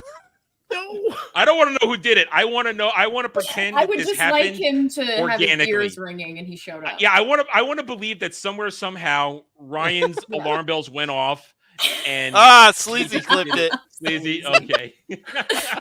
Okay. That's hilarious. I like it. I randomly saw. I wanted it to be organic. I still like it. I'm still gonna clip it. I'm still making a clip. Wonderful. I have to. I'm still Do going it. to. Do it. It's gonna happen. It has to because it needs to be preserved for immortality. Oh shit! So good. Oh, hey guys, Hey, it's our here. finale. It's our finale. What's up, okay? Nomi? It's our finale. We pull out all the stops where we have shipping of fellowship members together. Brian's like, no, I wasn't randomly watching this stream. I wanted that would have been perfect. Would have been great. Anyway. All right. So freaking Adar gets Caesar ganked just like Sauron does, and they think this is beautiful, wonderful music. And of It course here comes connects Sauron. the beginning with the end. I And know. why Galadriel was just staying there to watch all of this? is Because she's beyond me. horrified. Don't you understand? Fuck off She's with that horrified. shit. Awful. She's still a woman inside, even though she has a dick dagger on her finger. Uh, All right. We are now setting up for the greatest duel ever. The duel that never happened. you mean for the end of the Fellowship of the Ring, Peter Jackson style? Hmm. Please tell me you guys caught that shit. Of course, yeah. Well, here's the way I looked at it. I looked at it like this, and Dermy can appreciate this. This whole duel that they're setting up. First of all, Tolkien is a what? Is that Glub on the left? Yeah, that's Orc who wants his nuclear family and Orc peace. Glub. Yeah. Jeremy, you'll understand this one this reference the best when I say, or Al Fisher understood this part. Tolkien's not about one-on-one epic ending fights. It's about messaging, or it's about the action, a single action that can change things. It's about the hope and the faith that things are going to change. Not the and be love. better. Not the love, like they're going to bullshit around with later. Hope and faith. Faith, because Tolkien is a religious man, or was a religious man. But now, Dermy, what they do here with this fight, as we're leading up to it now, is all about goddamn shonen anime one-on-one fighting. Am I wrong? No, you're not wrong. It's just Poorly about here done. have poorly done fighting, but here have cool epic fight where all people are gonna go like, yeah. This fight was awful. He had to slow himself down, and it was clear for her to look like she was holding her own. To be fair though, it looked so much better than the fight scene in season 1 when they were fighting in that town square. Oh, the dual wielding, marketplace. the dual wielding, yeah. Yeah, that was. Oh my god, that was so awful. bad. But it's still awful because this fight makes. First of all, where did that sword she had come from? The ground. They disarmed her on the way there. Prison pocket. Well, she did hide the dick dagger at one point last season, so I guess And That hurts me just to think about. Hail to Dane, who came up with the prison wallet for us. Thank you, Dane. We love you, Dane. Yeah. So where did you get the sword? And when did he pick up Adar's key sword? When did he do that? I would like to know. They don't have to show you everything. I would like to be shown something. Something. Well, Wouldn't we all? I think they all have that fucking sword. No, that's the key sword. So here we go. It begins, and it's sad. It's bad choreography. It's and slow here's the 'cause thing, she's though. Oh yeah. Oh, rewind a little bit. She cut him. When She she got cut her. Well, no, when she got cut. Yeah. Did you see she was like fiddling with trying to find the cut? Really? For about 30 seconds there. Yeah. It's pretty bad. Yeah, she's like, where did that squib explode on my gun? We're gonna put a pin in this one because the next comment when I make, we need to see the next parts of this faux fight. So where are we now? The sacking of Eregion, which lasts, as I said, for 30 goddamn minutes. And remember, Sauron said before that a second ago, we have to mark. He said, don't get the leaders, don't kill them. All right. Oh, and remember, Gil-galad was never here. Gil-galad's not there. I will say, parts of the scene I do like, but it's in ROP, so it's all shit. Jeremy, you are a man who likes men and mustaches, so you like book burning. You're into that.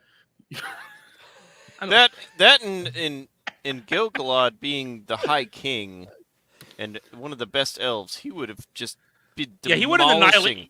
He would have been demolishing orcs. Right, Alf, you can answer this for me. Did Gil-galad fight in the wars of the First Age? Yes. So he fought in the Last Alliance too. Well, yeah. Well, that's where he dies. Obviously, yeah. Yeah. So, but he fought in the First Age. So he fought in the real shit. Yeah, where gods these were on these Earth. would be paper people to him. Yeah, he would have been able to slay orcs like crazy. Yeah. So this is stupid that he's captive. Yeah, and did you like that point when he's captured? I went by quick. He kind of just turns the ring around. Yes. Oh my god. First of all, stand it. I've turned it around so you can't see it. I guess that turns off the power so no one can sense it. It's a switch. What? It was so stupid. I'm like, what does that do? Are you kidding me? Yeah. And then he turns it back around when he uses it later. So Gil-galad was a part of battles that lasted for 7 years in the First Age. Mm-hmm. That dude has seen the real horrors of the minions of Morgoth. And he's actually, if I'm not mistaken, I think he is Galadriel's nephew. Okay. I didn't know that. Yeah, I'd have to look again, but I think that's I looked at a lore video recently, and I think he's the nephew of Galadriel. All right. This Galadriel's old. She's at this point she's 5,000 years old. Yeah, she's not a spring chicken. In the Lord of the Rings, she's over 8,000 years old. Yeah, and don't you love how the Caesar saying she's growing and learning like any young person would? Shut up. Yes, Gil-galad is the nephew to Galadriel. Yeah. Okay. I quickly looked it up because I felt like you were right, but it's been a while since I looked at the lore. Yeah. Oh. So, but yeah, he's the nephew, but because he's the one that's in the line of the kings, he became the High King. And so they're going to burn books. Galadriel... They're burning books, and Dermy got excited. And now they're going to. Okay, go ahead. Sorry. It wasn't because of the burning of the books. It was actually like, if this was in a different show altogether that wasn't Lord of the Rings, it would probably be a interesting scene. With people having to witness all this knowledge get torched up in front of them as hard as they're trying to fight back and keep it. That would be a good scene. But it's in ROP, which means it's Tolkien stuff and it's all shit and garbage. So everything else around it, good scene doesn't make anything good. Your point is valid because think about it. In the lore, all of it did get destroyed, or whatever Sauron might not have kept for himself for his own mischievous deeds. But it all did get destroyed. But because we saw this done in a way that is meaningless, we feel nothing. Yeah, there's nothing to be felt here. Yeah. And I believe they fight a second. I think does Legolas the Black show up yet? Well, he's there, but he was brought in with them. Yeah, well, no, because now he's a thing now. I think it's funny because he shows up and he was basically on death's door in the last And episode, they don't right? show anything as to like how he's just fine. there. He Yep. got Hey, Bigglesmiths. Adar ganked him hard last episode, and he's Thank fine. you, Biggles. Your Thank you, sympathy. Bagels. No, no, Well, no. it's the not job. for Biggles you. knows it's the job. He knows it's the job. So Bagels books are has been made to burning. watch freaking what is Jenny? All right. So here we go. Now, it's about as to we happen. go through this, the stands. Now, we were wrong, guys. We have to say we were wrong. We didn't get our kiss. I wanted that kiss. We wanted it for all the right cringy reasons. The stands wanted it for all the wrong weirdo reasons. But the stands, and I've seen this. I've even saved a few from X Twitter. To them, this was these two characters having sex. Are you fucking kidding me? I shit you not. I shit you not. Wow. They're demented. To them, this is sex. It all revolves around sex with these people. Because that's all they care about. All they want is their ship. All they want is their ship. That's all they want. How do you interpret that as that, though? I don't understand. Penetration and stabbing with swords. Oh, boy. This fucking scene. The ninja when kick. Frodo falls Frodo. down when he Frodo? sees... Did you say no, Frodo? No, that's what I'm saying. I'm talking about the Peter Jackson when Frodo falls at the end of Fellowship because he has the ring on and he gets scared by the eye. That's what I was thinking. That's what this was. And then the next, and then I'll tell you the next part. Sorry. Okay. All right. So this is retarded because now it's, oh, look, I'm Halbrand. You can't hurt me because you love me. His move armor. Now, well, this is playing into their whole shit. Uh-huh. And then it gets weirder. It really does. Because now I'm you. Now, I haven't seen it yet, but I guarantee some of the weirdos are drawing the fan art of Guy Ladriel making out with Guy Ladriel. Oh, it's almost as bad as two Ezra Millers. Ew. Why? Why did you introduce that idea? Why? What's worse, me, what I did with the Ryan Kennel plushie, or introducing? Why did you have to call attention back to it? Because I'm me. Because he's thinking up more shit about it. That's why. All these things. He's writing a fanfic of his own.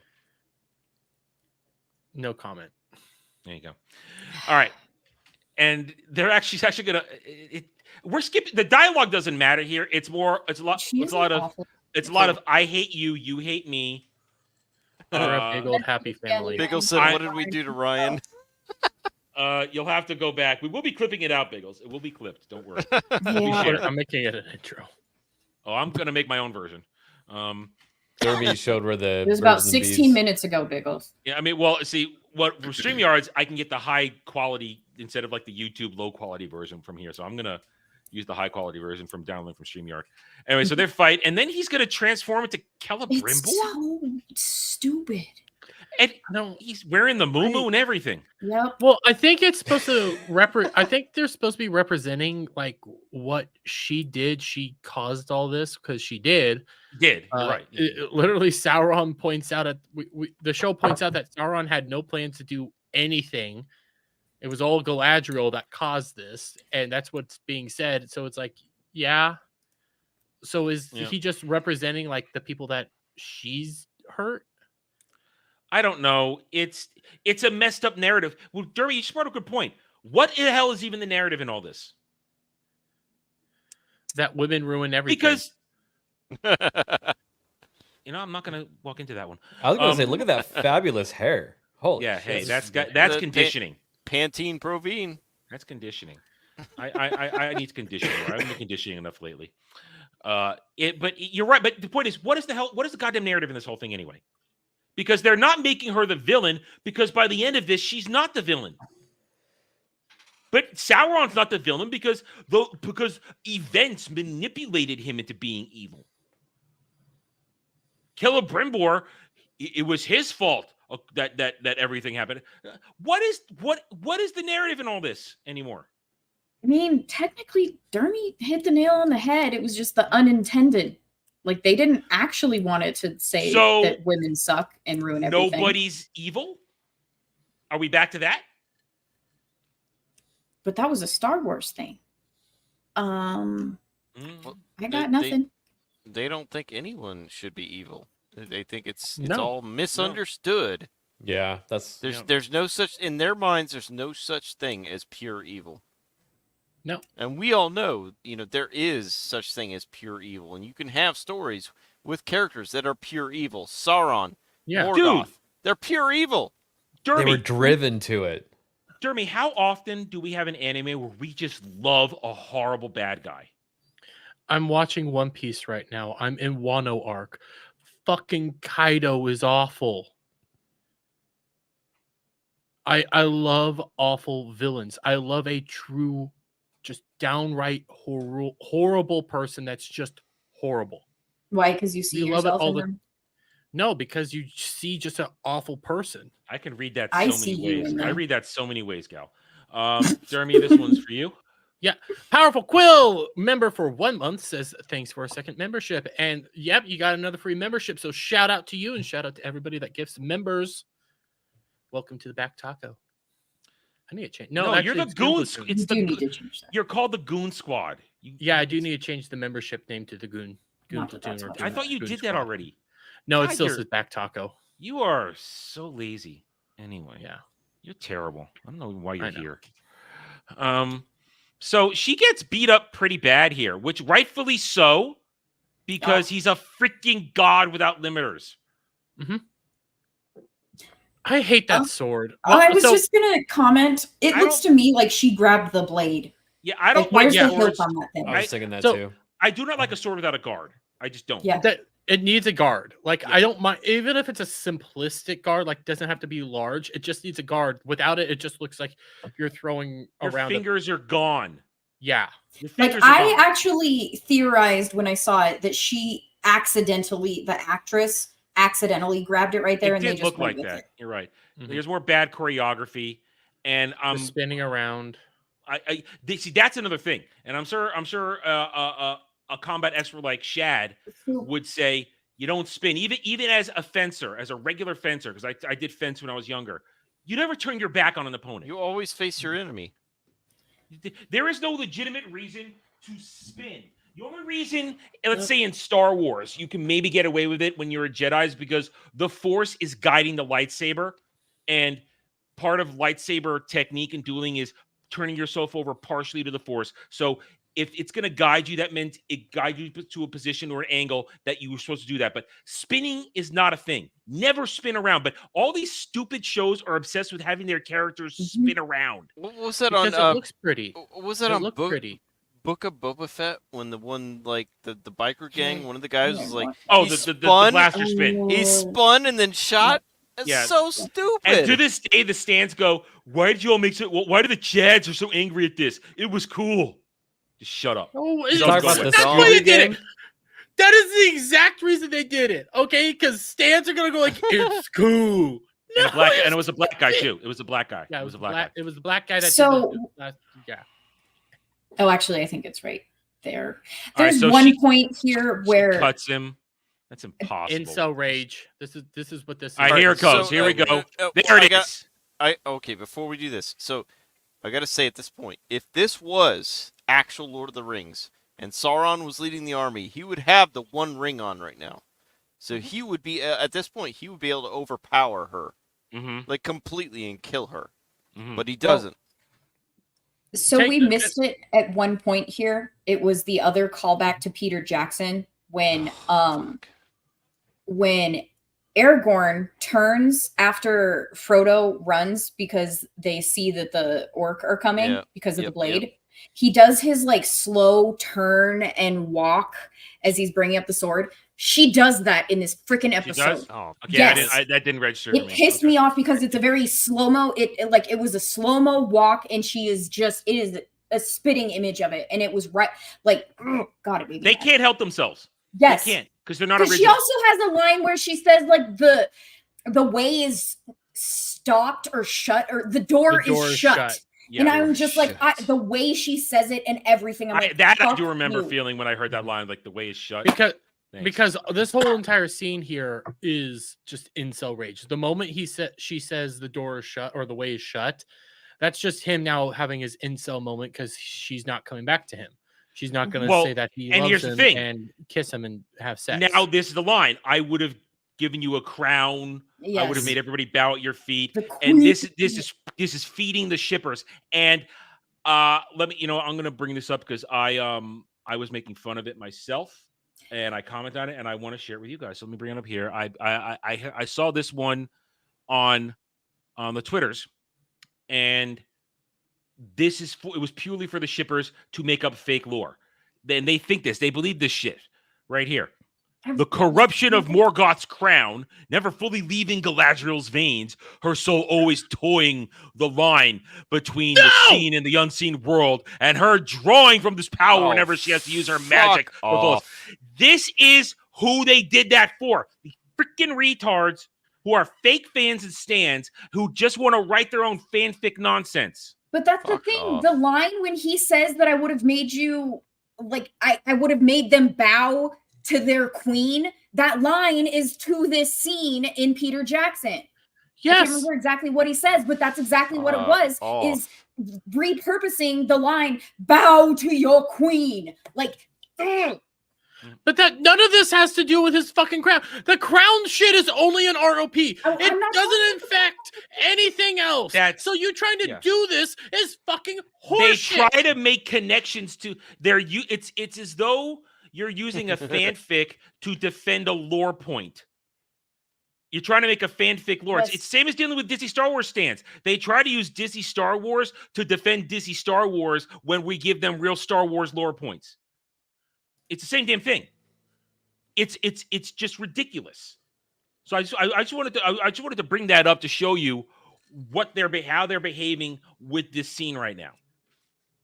All right, let's get this back up. I mean, it's a line from the show that they wanted the fucking idiot fans to make that connection. They jangled the fucking key. Yeah. They the show is made for them. The show was 100% made for the stands on Twitter, the people that were just eat this up, the actual consumers, the people that just go around saying dang good, because the thing good. Yeah. The people that like key jangling, the people that like sparkly little explosions all over the fucking place, the people that also defend Thing because Thing has my politics in it, so Thing must be good, even though if my politics make Thing bad, but they have my politics, You're so Thing ruining good. Freedom Tunes for me right now. I wasn't even copying Freedom Tunes. I was just He's the thing is his inner angry retard. Let him go. Okay. I'm channeling my inner angry retard, but at the same time, it's copy paste. It's copy paste. We know how they think. They think Thing good because Thing has my ideas. Thing is connected to what I like, so Thing good. It has sparklies. It has explosions. It has Thing that I like. So Thing good. And if people come out and say Thing bad, those are just the toxic fans that don't even know what real Thing is. And we're now going to start using fanfic to justify why Thing good. Yeah. So he beats her up. He stabs her with the crown. And here's my thing. This is the show stupidly in their way showing us the birth of Morgul blades. No. Think about it. We'll get there in a second. No. So now the dwarves are here. Okay. This is now the first instance of, I guess we've abandoned the Balrog problem. Yeah. They're here with machine guns. Yep. With crossbows. Machine gun crossbows. And you notice as the Now you're dwarves are speaking my going language. as the dwarves are going to attack. Oh, now he's got the rings. Okay, he's got the rings. Yeah. Now, as the dwarves are going to attack, all we see them is them shooting crossbows. There's like no other dwarf choreography. None. Can we mention the dwarven racism? Go ahead. So keep playing it. It's so funny. Now there's Legolas the Black, perfectly fine. I guess he's got regeneration powers equal to Wolverine and Deadpool. So are you saying that the orcs have crossbow switches, Jeremy? Yeah. Yes. Oh, yes. Gotcha. So randomly just sees a random dwarf and goes like, Durin! Listen, he's horny. Okay, he misses his boyfriend. No. He would know Durin from behind. He gives him the meat raw. Yeah. This is not believable. Durin gives him the meat. No, Durin. I know, give but me the meat. Dude, and give it to me raw. Elrond is a power bottom, and you know it. But last But season. Gal is correct, but 2, the way this comes off is dwarven racism because Yes. they Oh, all look absolutely. alike. Yes. All y'all look alike. Technically speaking, that was the first thought I had, but then I thought about it for another half second. And I'm like, he'd know him from behind. No. Smoo has a good point too. Bazinga. Like, why is Don Lemonless like running around like nothing happened Because last episode? regeneration. He's fine. He's fine. Regeneration. He's just fine. He This got show stabbed sucks. by two different arrows and a dagger last time, but he's fine. All right, now this is scene retarded. so retarded. It's also she can set up a Schwarzenegger one-liner. At least that's how I saw it. There was filled with tons of one-liner. She's also a horrible actress. Yeah. The Even delivery the of way this. she took the ring off, guys. You want only peace. It's so awful. But I feel like she was trying to make it seem like she was in a trance, but that's not really how Sauron's illusions have worked before. So it was Well, he just even more penetrated her retarded. with his dick crown. So he's And inside then she's her. all right like, now. psych. And then it's Schwarzenegger line, heal yourself. But now I didn't talk about this. I just made the joke that she sleeps off, but everybody else has rightfully made the point when she hits that tree. The ugly and- tree with every branch. Yeah, every tree. Listen, that's a good She I dead. would say 200-foot drop. Yeah, she's dead. And she doesn't have the ring on, so It's it's not like it osmosis. saved her. It's like when Adar took it off. It's osmosis. Real She's quick. absorbing. She's holding on to it. Real But quick, that- Adam, this whole fight was just one-liners, though. The way is shut. Then this last one-liner We're was. all. It It was also one-liner. the free people of Middle Earth will always be free or shit like that. And Yeah. The sea is always right. she is always right. And I guess this guy's dead. No one fucking cared. Was that Like, Glub? No, Is that that's- Glub? Yeah. I Yes. guess you can never. Yeah, he's that never was, going to see his baby again, huh? Ask too many questions, nerd. No one cares about Nuclear Glub. family orc died. To be And fair, now- it would be smart to kill all the orcs that turned on Adar because those are the really untrustworthy ones, but they're all untrustworthy. So Yeah, why but the hell now does it really matter? this is standard thing. Insert fear. Orcs will now follow out of fear. Yep. And that's the right move. I will say that. That's the right move. Kill that little motherfucker. Because he already Yeah. betrayed Adar. He will betray Yeah. you. Because all he cares about is peace and love. And that's not the And, work with. and his orc baby. That's how communism works. Hey. All right. So Guy Ladriel is perfectly fine except for the wound from the crown. Fuck. And after that, Which is bullshit, 100%. What that it wound looks on the like crown is. it looks like the Eye of Sauron. Well, it's not just that. This whole scene is just harkening back to when Frodo was stabbed. Yes. Which It is is. why I said they're giving us the origin for Morgul blades and the fact that only Elrond can cure a wound from a Morgul blade. I hate Am I that. wrong? No, you're not, because they're doing the exact same scene. And And can you see it? You yeah. see it? I see the Eye of Sauron. They will I take kinda every see it. opportunity to Yep. put it in here. I noticed that too. Fucking stupid. but Jingle, it- jingle, it's- jingle. But Alf, the Eye of Sauron isn't a thing yet, is it? Because he's not the goddamn eye yet. No, so the only reason why he couldn't hold a solid form was because he was in Numenor when Numenor fell, and But- he was just his physical form was destroyed, so he couldn't hold a physical form. So in the Third Age, he was a mystical being after Yeah. that point. Correct. And everything's tied to the ring at that point. Yes. Alf, correct me if I'm wrong, but he was never truly an eye. He was just a That's just how they depicted him. The or eye, said the that. eye, The eye is, the eye was how they represented him in the movies. But Yeah. he was never an eye. There was a phrase that described, the eye of Sauron, but it wasn't. That's one of those meant Peter to Jackson be- things we can forgive. Because yeah, it's one of those things that you can forgive, but It's not like, a big thing. It's but- supposed to be like just he I mean, feels I- this way. He doesn't really have this form, but the eye actually you can't really represent that very well within stories. So you make the eye. That's an okay Yeah, thing. it but feels like because a of right that- choice to me. Yeah, Like, but because of that, they have to go around and go like, well, he's an eye. Well, he's not really. It's more complicated. Yeah. So they're going to heal her. And course they are. we'll come back because now it's, hey, what do you see? A garbage person. Well, there's that, but I can smell her from here. Adam, both me and you saw the exact same thing, right? Fucking it was away. instantaneous. In my review, I even put a big ass arrow in the review because as soon as I fucking saw it, gee, what the hell does that freaking look like that's next to her? The exact same type. It's It a looks the freaking exact staff. same. And then she kicks it aside. Now that's a perfectly formed staff from this tree that got hit by rocks. The tree that was cut, that was to represent the grave sites of all the hobbits. Because Grand Elf loves hobbits. It's just, I hate everything about this. It's just so stupid. Nothing in here matters. None of this matters. This speech that she's giving, like she's Samwine's fucking. It's Sam at the end of Two Towers. It's the Sam speech in Two Towers. And there's Hobbit buckwheat on the left there.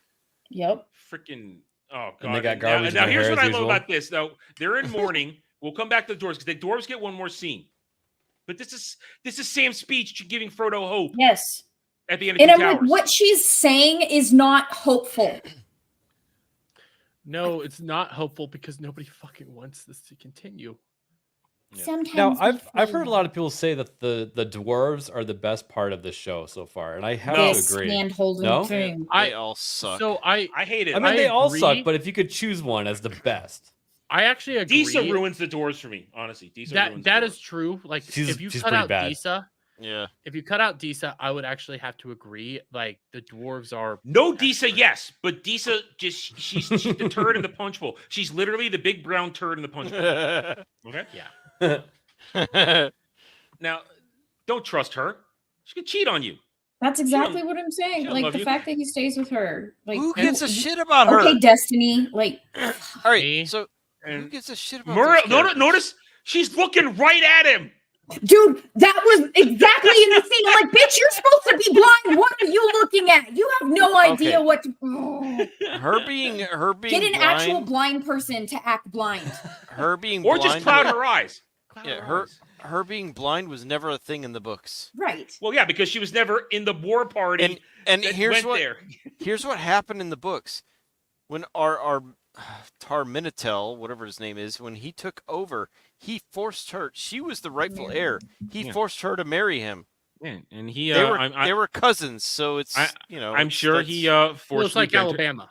and I'm Yeah. sure he forcibly bent her over the bed. I'm But sure he- that happened. But And he that's how we forced got her to Jeremy. marry so that he could be the king. And here, did you catch this line here? As Alindo's walking away, and we get a shot right here of Narsil. She Yes. says things that will be broken Right. and never mended again. I go, Yeah, it annoyed me too. I'm Yeah, so it's the glad same I'm not thing, the you know, only one. I was I'm like, sorry. really? Wait, we Fucking forgot to stupid. talk about way back when Celebrimbor got staked My at the headache. up against thing. We forgot to mention his speech about there'll be a ring that will be one that'll be your undoing. It's just shut up. Just shut up. Mhm. Just shut up. It's so dumb. They want to do this shit. Jeremy, this one's for you. Yeah, from Powerful Quill for $5 says money to get Gal to rant about the Hobbit movies. Well, I don't think she will rant about the Hobbit movies because it's all about her. I never saw them. I like them for Wait, what they what? are. you never I saw like- them for I- real. like them for what they are. I never cared Uh, about it. Because they Is it- came up. Huh? Sorry for interrupting. Because it came up. Should have been 2 movies. Yes. I Never agree. Never cut Yeah. Smaug's battle in half. That was the Yeah. stupidest thing I've ever Yep. seen.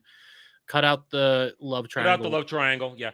You Well, cut out they- the love triangle and short of 2 movies. I like it. But see, but I'm just of the camp. I just like them for what they are. I've always enjoyed them because it's still Tolkien. It may not be perfect, but it is still Tolkien. There's issues, but the story like isn't one of them. Yeah, story. Yeah.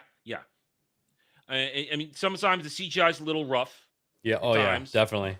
CGI 's a Running little up rough, falling rocks. but the performances are great. Yeah. The acting is good. The casting is great.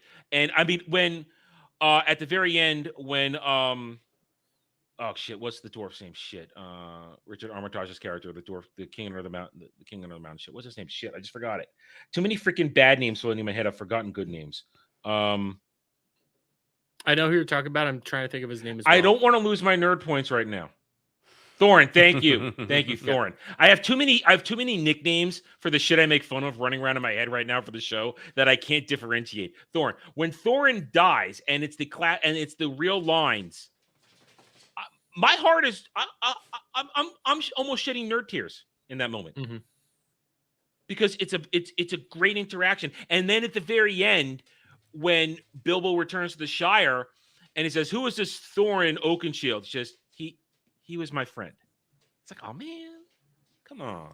Yeah. Well, that's the issue with this show right now, is that I think it covers too much. They should have narrowed down on something. They should have done a season per epic moment in the Second Age. Or, how they're cutting between 3 different things, just cover one thing at a time. Yeah. It should have been about I've always agreed with Alf and a lot of other people. Fall of Numenor. That's what this show should have been about. I've said there this. You go. They could have made at least 3 seasons, multi-season shows based on different events from the season 2 or from the Second Age.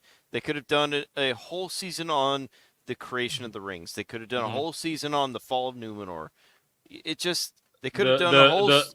The Khazad-dûm, the War of the Last Alliance. They could have done a whole the founding of season Gondor. Yes. It could have been so good hard. too. It could have been so good, but they fucked it all up. Jeremy got another one. And another $5 from Powerful Quill says, "Not seen an episode of ROP. Well, good for you. Your brain cells are perfectly fine. But the Shadow games seem more lore accurate than ROP." And they're not at all. But you know what? Yeah. The Shadow games are good because they're just fucking fun to play.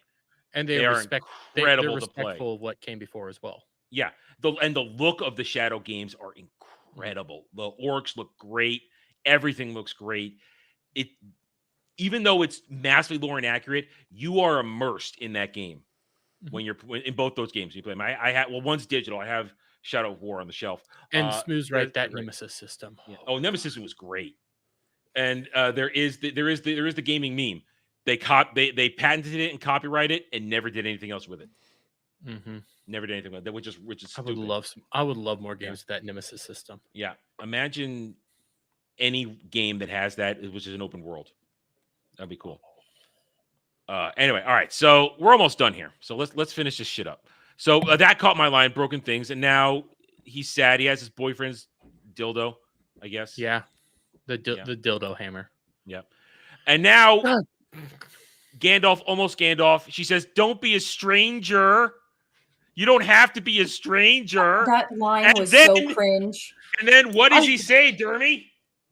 He says, "Grandalf!" And listen, it's so fucking on the nose and stupid, but here's the thing, the fucking retard's the one that named him, and then the black chicks also goes like, "Thank you, Grandalf," and their excuse for it is they've never seen an elf before, so then why would you think it's an elf?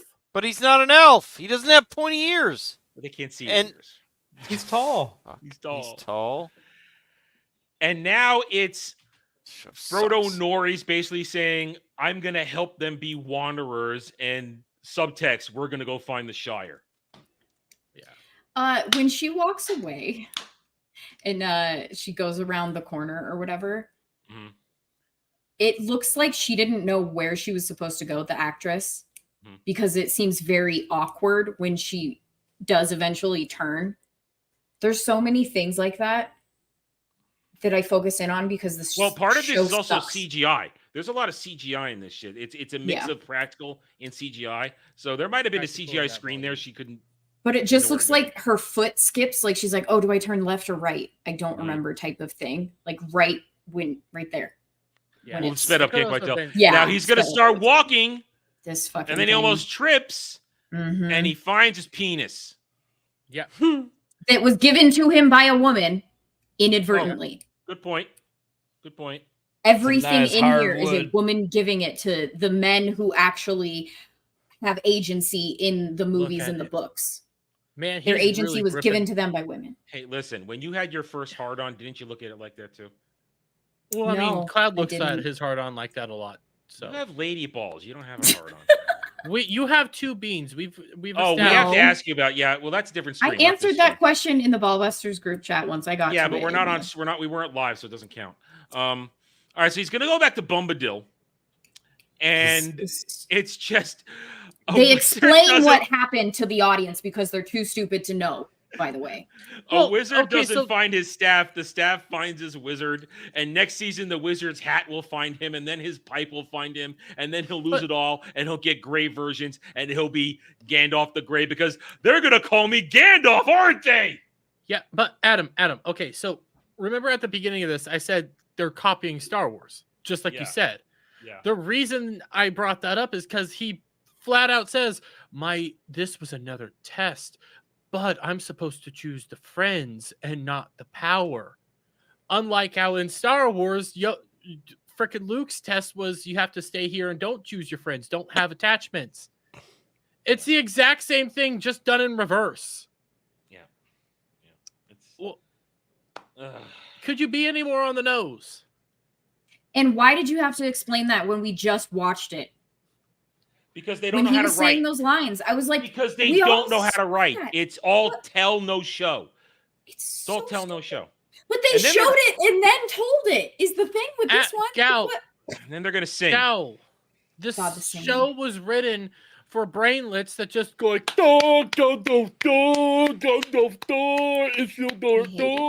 window blame you for making schooling me watch stands who are clapping seals who are waiting for the next dead fish to be thrown at their head. That's it. All right, we're at the end. Thanks, I hated it. Thank God. And there's got to get one more shot of the constellation. And I can't believe Dark you guys Wizard, watched all of this. Sauron, not Saruman. Oh, the dwarves. Okay, so all right, so are you guys ready for Game of Thrones dwarves? Because honestly, that's I what they're probably setting would. up. Well, It sounds better. Well, but that's what they're setting up. It's okay. There's going to be a struggle for the throne, even though he made it clear, "You're my heir." Now, he has a brother. Alf, does he have a brother? Yes, he does. Okay. Does this actually happen? This And the fight fact for the and the throne? fact that he was never shown up to this point is annoying. He was probably written in last minute. You know what? He should have been there the whole time. He probably didn't marry a black woman, so they couldn't run a message. So. Oh, actually, he's probably racist, and that's Oh why. yeah, Good point. He got canceled. Yep, he got canceled. But you know what else got canceled? The Balrog plot arc, because they've completely forgotten about the Balrog. The Balrog should not have been there. Are they going to mine the mithril now? Never. Because now they have. Because here's the point. Let me see if I can stop on the right point here. Because there's talk about the other dwarven lords are mustering power, and they look at the rings. Okay, now here we have a very large plot hole now that this show is created for itself, which will be combined with the next scene. Alf,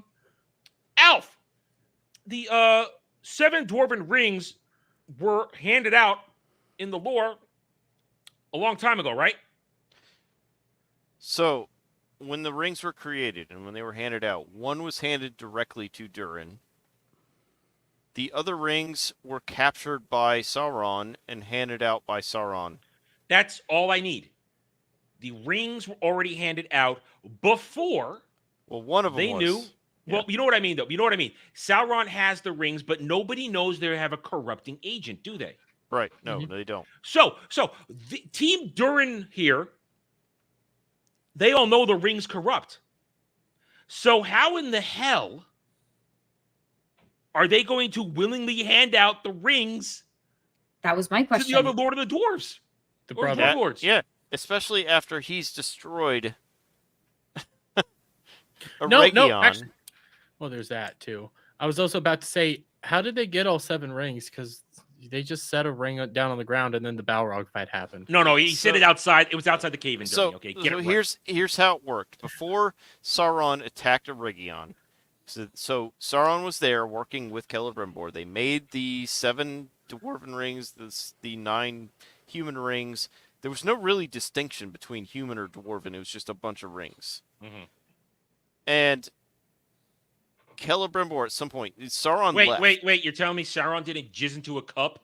No. And have them all made with? Okay. No. No, those were for the humans. He made the rings Get it based right. on Sauron giving him advice on creating the rings. Mm-hmm. So Sauron eventually left to go create his own ring. In that time, the elves made their rings, but in that time, the Celebrimbor gave one of the rings to Durin. The rest of the dwarven rings, the 6 rings, were still in Eregion. So when Sauron turned around and came and attacked Eregion, he went there, claimed all the rings except for the one that was given to Durin, but they're all corrupted at this point. Yeah. So then, at that point, Sauron took the rest of the rings and he gave it out to the rest of the clans, because there's 7 clans of dwarves. He gave out the 6 to the remaining clans of dwarves. And they did the same with the 9 Kings and they of Men. accepted it. Yep. So we have 2 plot holes now. So we have this. So they forgot about the Balrog. We have a problem with the fact that they know the rings are corrupted. So there's no reason logically why they would hand the rest of these rings out. So now we're in would-be Rivendell. So we're gonna, I can explain why they hand out the rings. But save that, because let me finish that point. And now they're going to heal Galadriel, who's glowing now. She's glowing. And she gets Nenya back, blah, blah, blah.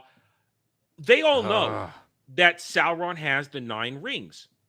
And he's going to give them to men. They all know it's corrupting agent. Don't you think they would do their best to tell the kingdoms of men, don't take these 9 rings? No, but they're racist towards elves. Is that your answer? Yeah. Well, that's my answer for that one. But when it goes to the dwarven ones, actually, I don't think this is according to lore. I think it's going to be that the brother takes over and hands out the rings like they were promised. So is he going to be a Durin too? What is he, Durin the 5th? Probably. Did he just name all his sons Durin? Probably. No, because Durin the 6th doesn't appear until the 3rd age.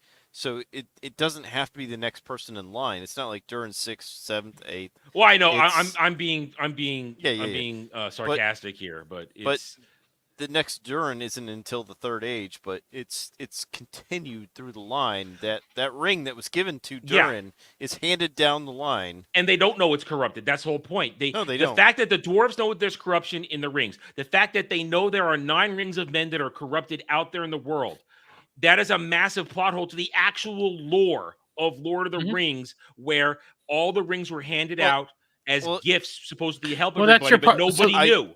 I said this on another. I said this on another stream, because they squished together the fall of Eregion and the fall of Numenor into basically the same tight window. Eregion falls, like 1,400 years before Numenor falls. But so by the rings, the ring wraiths existed, like over 1,000 years before Numenor even fell. But here's the problem, guys. I don't understand why you guys can't figure this out. You're bigots because you're using lore to try to figure this shit out. Oh. Okay. Of course we are. Well, I guess we're going to be bigots at the end, because what we have here is now they don't know what to do. And by the way, they mentioned that this is Rivendell. Yeah, and they don't know what to do. And so they don't know what to do. So it's basically what should we do, High King?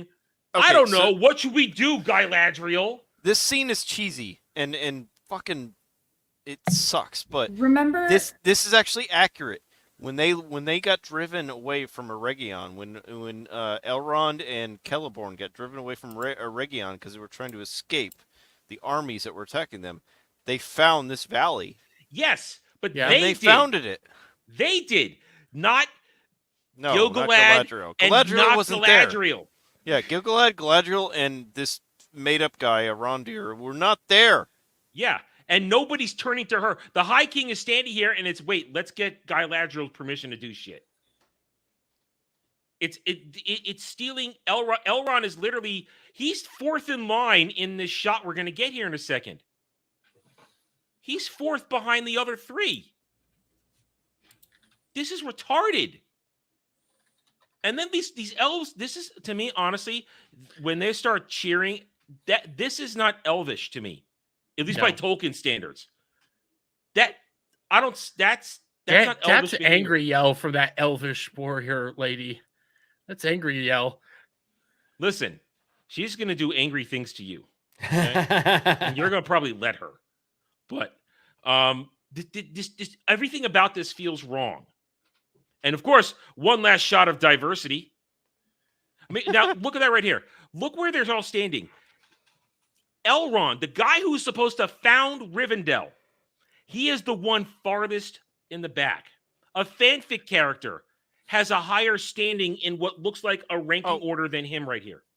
Oh, I've got something to say about the scene too. So the elves are just like screaming and like, ah! Elves' demeanor would not be like that. That's what I'm saying. This is not Elvish. Elves are more subdued in the way they do things. They're not going to be screaming. Yeah, the golf clap is more their style, right? Yeah, You realize it's because there's a black elf and they were all doing black power, right? They're more subdued. Wow. Yeah. Like, I'm not even kidding. The people that have weapons raise their weapons, but people who don't do the black power fist, except there's one in the back. A black elf has a spear in his hand, but he raises the black power fist. And I'm just saying. Here's the other angle. Notice how they're standing. These three are closely close together. Elrond, the guy who's this is supposed to be his moment where he decides to create a haven. And he is the one who is not included in a leadership stand right here. It was Elrond that decided to create this. Yeah, Elrond was the one that decided to create Rivendell based on it was a refuge for them in war. Yeah. And that's it. We're done. I'm not gonna lie. I did not believe that we were already done. So many credits. I was like, there has to be an end credit scene. I know it's a long. Oh, I checked. I did check too. I thought, wait a minute, am I gonna get one more thing to yell at here? But no, I wasn't. So yeah, that's it. That's it. Season is over. We wait 2 more years. Season's over, and we're all worse off for it. No, actually, no. My channel's better off for it. Let's be honest. My channel's been doing great with this. I can't wait till season 5. Oh, they're not getting there. Watch as they do. There's no talk of it. Well, they mention it, but I mean, right now as we close out, because we are over time, because I know Jeremy needs to get to the next stream. They get a season 3. We've been saying that for weeks since we started doing this. They will get season 3. Them trying to pretend that the season 3 announcement is some sort of big deal. It's in contract. We know it's happening. I think after that, I think it's going to be so bad that there has to be an escape hatch clause in the contract somewhere. I don't think they're going to get a season 4 or 5. If they do, it's going to be a very shortened version of season 4 and 5.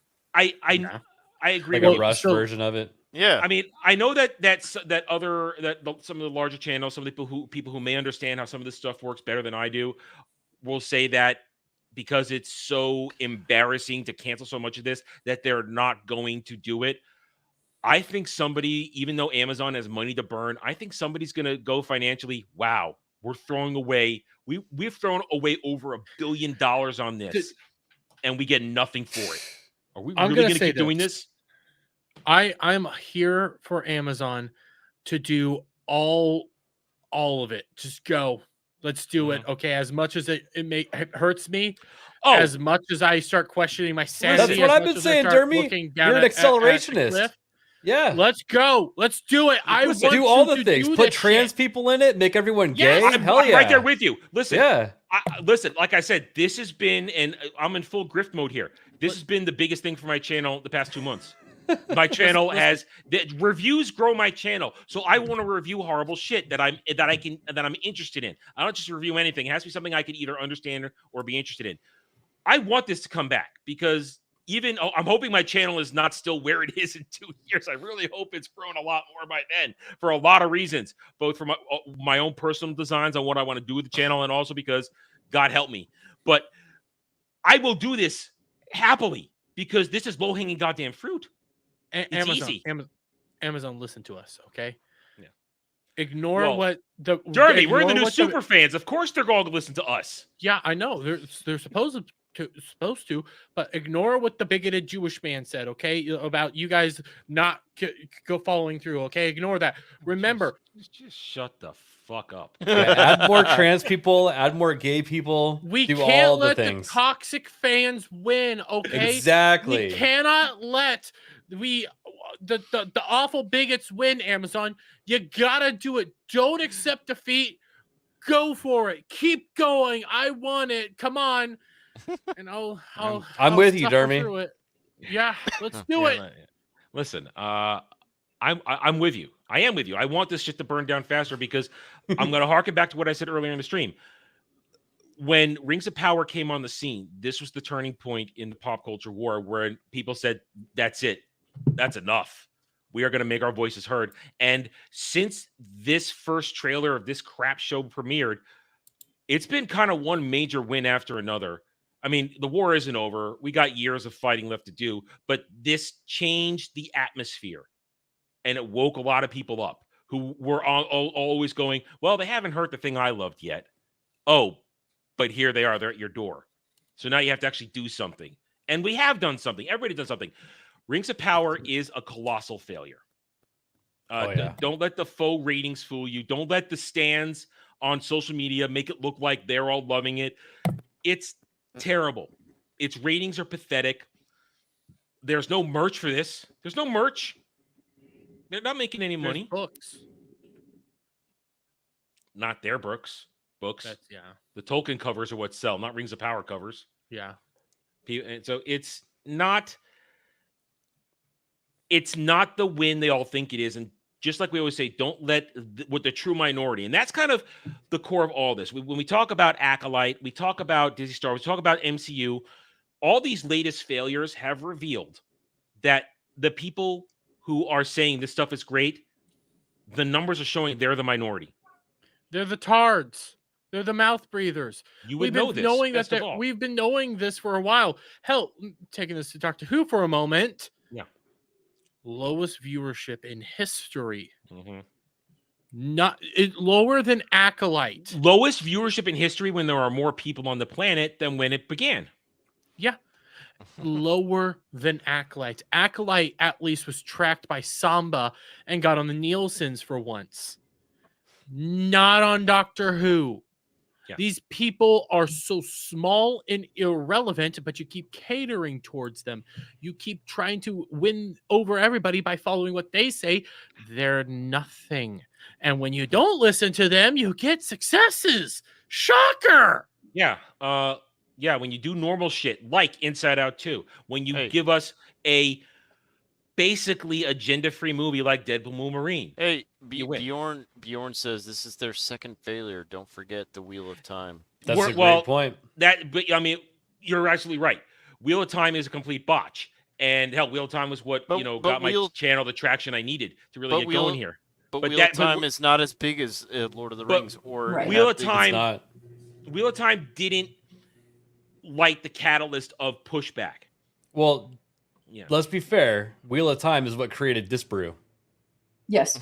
It really is. It really is. Well, actually wasn't at the same time this Real Power also created Disbrew because Disbrew was one of the ones who was monitoring the removal of comments when they were jumping the numbers on the initial trailer. So it's kind of a combination, both happening at the same time. Yeah. I mean, right there. I mean, listen. My Wheel of Time books are right there. I was on top of the shit. When Wheel of Time dropped, I got roasted by people who were yelling at me, how dare you judge this show before it comes out? Your red flags are meaningless. And then a day after the premiere, people came back saying, oh, you were right. We're sensitive enough to where we can kind of see it. Yeah. Yeah, and Disbrew has stated that the only reason he did Rings of Power was because of what you fucking did to Wheel of Time. Mm-hmm. Yeah. Exactly. Yeah. So, I mean... It charged them. Wheel of Time, but you guys both agree, as Wheel of Time is niche. It's a niche thing. Just like Amazon Studios shares assets with the two, don't they? Oh, well, it's the same production company. It's Prime Video. And it's Jennifer Salke oversees everything. So she is that. Just like when we get to God of War, Rafi Poo Judkins.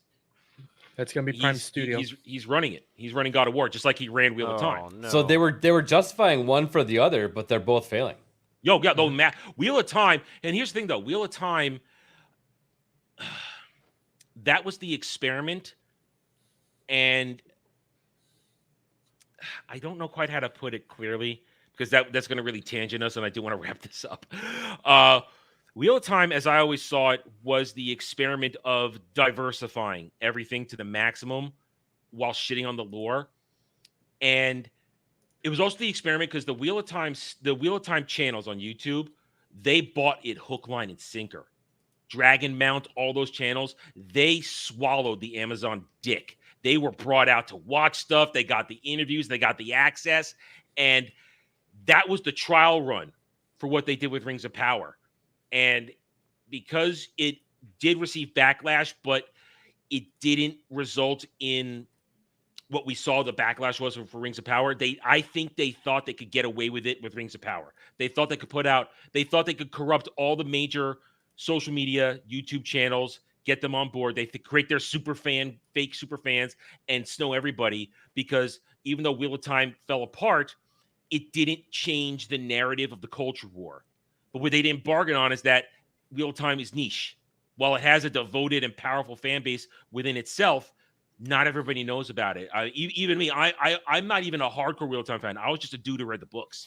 If I didn't know. They could have made a good show about that. It could have brought so many new people to the franchise. Oh, it could have. Yeah, it was very easy to do it. I mean, in my reviews, I broke it down in my reviews. Hell, my reviews, I was so angry and attacking. My Wheel of Time season 1 reviews were the reason my channel couldn't get monetized the first time. It took 3 tries until I took them down, and then they monetized me. Then I put them right back up. Problem is, I lost about, I would say somewhere between 20 and 30,000 views on the channel for that. So I lost a lot of my watch hours and shit like that. But they thought they could get away with it with Lord of the Rings, but Lord of the Rings, that Lord of the Rings is the foundation of all fantasy. Yeah, it pretty much is. And that was the problem. And they did not foresee that backlash. So that's one of my theories, which is a completely different topic if we talk grand scheme stuff.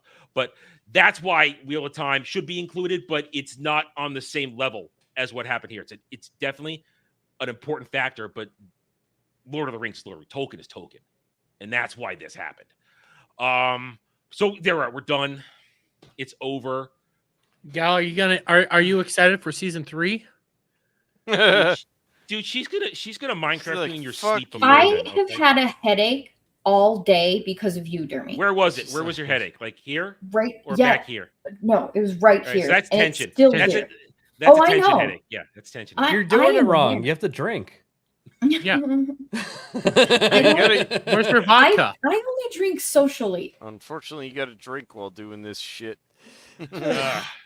I actually took a nap before we played Demonologist, like a 40-minute, and it went away because I had gotten it after watching this fucking episode. I'm not even kidding. I immediately went to lay down. I have like an eye mask that blocks out all light. It's amazing. And I woke up and I was fine. And then we played. I was fine through that. And then I was on Screaming Into the Void and we were talking about FEMA and their bullshit. So it came back basically as soon as we started this because I jumped from that stream to this one. That would give me a headache too, to be honest. To go to Bjorn, our good friend Dane, who joined us last year when we did this last season. I miss Dane. Yeah, because it's not that I ignored Dane. I always forget to announce shit on Discord, and that's my connection to Dane. So I forgot. I love Dane. We love Dane. Dane was great. Hey, Dane was drunk for most of those episodes when we did it. But our good friend Dane, who is a massive Wheel of Time fan, he always loves it when I tell the story. And because Bjorn brought it up, here's mine, my Fires of Heaven, with my signature of Mr. Jordan. I got this in '98 when he was doing the book tour for Path of Daggers. And we went out to Columbus, Ohio, meeting some friends. I gotta ask, what? When was the Wheel of Time written? Oh, it was first started in '91. Okay. And he died before it was done in 2012, 11. I think the last book was 11 or 12. Yeah, I'd have to go curious. I don't remember. Yeah, and that's when Brandon Sanderson took over to finish it. I haven't read any of those, so I would. It's I'm an excellent world. Here, you gotta understand. You think Jordan is second to Tolkien in over description. Okay. So he is heavy on description. I read The Eye of the World. Yeah. Right before the Wheel of Time, like first trailer dropped. I had no idea that they were making a show. My brother loves those books. And so I just picked up the Eye of the World, and I loved it. And then I was just like, oh, cool, they're making a show out of it. Oh, you and poor I saw sweet the summer trailer. child. When I saw the trailer, and I was just like, what the fuck is this? And then my brother tells me about the first like fucking scene or the first episode with I don't remember their names anymore. Rand, Egwene. Yeah, Rand and the chick. Nynaeve. And I was just like, are you fucking kidding me? Emphasis on fucking. That entire season is a bastardization of Eye of the World. It's not. It isn't Eye of the World. I had reread it right before the season, knowing that I was going to be reviewing it right as the channel was getting started, and I thought, yeah, okay, I'm beefing up, getting ready for it, and it made it so easy to trash it because it was so fresh in my mind at that point. But as I said, I got this signed. I shook the man's hand. I said, "Thank you, sir. You've been a great inspiration to me for my own personal writing." Because back then I was using a lot of different authors to try and find my voice. So, like you, Bjorn, I met the man. You can't, because he's dead. This is a priceless artifact right now. Yeah. This is priceless. It sits on a shelf. I never touch it. This has never been read. This is a purely signature book that I bought when we went to see him, because I didn't want him to sign my Path of Daggers book because I was going to read it. So I bought one. At the time, Fires of Heaven was my favorite one. So I had him sign this one. So it's important stuff, but it was niche. And that's why I didn't have the power of it. And it's glorious, though. It's glorious. I do recommend reading it. I'm also if you really like sad. If you like a good original world, I do recommend reading Wheel of Time. Go ahead. When I was rewatching Ballbusters last night, I got really sad because I've ranted about it before, but Joe brings it up. Bridgerton. No. And I ranted. I was to you actually guys. thinking about your rants, and I thought, wow, I could have taken like a 20-minute break, and they could have gone off on that. I could have gone and take a piss. I was shocked. I immediately messaged her, and I was just like, "Oh my god!" And her and I have like had some of the shit. Well, put a nice little bow on it and bring it up next time she's a guest. Oh, I know. I'm aware. Yeah. She'll be back. And I'll take a break. Anyway, all right, we got to wrap it up. We are half an hour late for Saturday. Well, you'll listen. You'll push it back 15 minutes. You'll play some 16, and you'll heal your soul a little bit. You'll be fine. All right, let's final thoughts. Let's go around. ABF, you can start. I mean, I'm just so upset over the show that I'm like Dermy. I just want to be an accelerationist and just have it catch fire faster. So I'd like just do all the things, add all the things that these people, the stand's been asking for. Let it all come true. It's going to be hilarious to us. ABF, I'm there. Just go do it to Doctor Who, do it to Star Wars, do it to everything. Just let's go. Yep. Let it. The sooner it crashes and burns, the sooner we can let it rest and let it reborn again. Gal, you're next. Gal, go ahead. I mean, you only had to watch one actual episode. You've been watching all the different reviews. I don't know how you guys have done it. I have. When it comes to this stuff, I have a barrier of sorts. You know, alcohol. Yes, alcohol. Alcohol. Letting Jesus try to take the wheel. All that stuff. This isn't Lord of the Rings. It's not canon. It's not anything. It is something completely and totally separate. So let them burn it to the ground. They're only destroying what they created because it has nothing to do with Tolkien. That is my thoughts. It's a retarded story. It makes no sense. There's no sense of time. It sucks ass, but it is not Lord of the Rings. Yeah, it is not. All right, Dermy, we all know you enjoyed watching books burn, but other than that, you hated it. I know that. I would like to watch this burn, so accelerate it. Let's listen. The moment they said that, they even teased it this time with the fucking Comic-Con stuff, like, oh, there's LGBT stuff with all this. I'm saying, you know what? Fuck it. It was all baiting. It was all queer baiting. I'm at this point where, okay, let's do it. Let's go all the way. Let's add trans dwarfs. Let's add fucking gay elves. Well, we have gay elves already. But I want them to just do it all. I want the ball slapping action. I want to see dick shit. Vigorous. You want it to be vigorous thrusting. Vigorous sweaty thrusting. No, let's get Last of Us episode 3. Yes. Well, and guys, do it already. Tobias needs representation too. That's right. Furry shit. Furries. I want it all. Let's go. Let's keep doing this. I know I keep questioning my sanity, and my brain keeps telling me, you know what? You lose less brain cells by getting drunk off your ass, and Hiccup Dermy can easily write a better show than these fucking retards. It hurts my spirit and my soul, but I've decided, you know what? I don't care about these fucks anymore. They keep torturing us. They keep bastardizing the creative works that we love, our heroes, or know more, so on and so forth, that I'm saying, fuck it, let's go. I want you all to burn. Yep. Alf. Yeah. All right. Go ahead. Yeah. As much as I am glad to celebrate the demise of this show, at least for the next 2 years, I want to end this on a positive note. I want to suggest to our audience, go read the books. The Lord of the Rings, The Hobbit, The Silmarillion, The Untold Tales. Go read those. And if you don't want to read, there's audiobooks. There are tons of channels that post videos on lore on this stuff. I sent some stuff to Adam earlier this week on this. Go watch those channels. Men of the West is one of the best channels I have discovered. They're going. I think Gary's a big fan of them. They've been more open about their criticism of this show, so I have to give them credit. I forget who it was. I watched a Good Lord video last year about how the fate of the dwarves in the Third Age, and it made me sad watching that. How the dwarves end up, how they just literally fade into nothing. They fade back into the stone. And that's when you go into the Fourth Age. That's how the dwarves just disappear. Yeah. They just disappear into nothing. Yeah, that made me sad.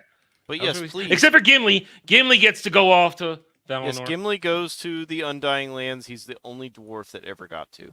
Yeah. But yes, please read the books, watch the lore videos. There's plenty of channels, and I could steer you on channels to avoid, but there's channels that are like any channel that is a fan of the Rings of Power, avoid them, please. And they're easy to find. You can find them on there. You see them on X Twitter. They're easy to find. They're sucking this dick. But yeah, go read the books, get the audiobooks, watch the lore channels that are actually legit. But yeah, that's where I'll leave it. That is complete truth from Alf. As for myself, I am as happy as anybody is to have it done. I'm going to grift one more time on this, though. Next Wednesday, I am doing an autopsy stream on Season 2. Because you're going to be here, Jed is going to be there.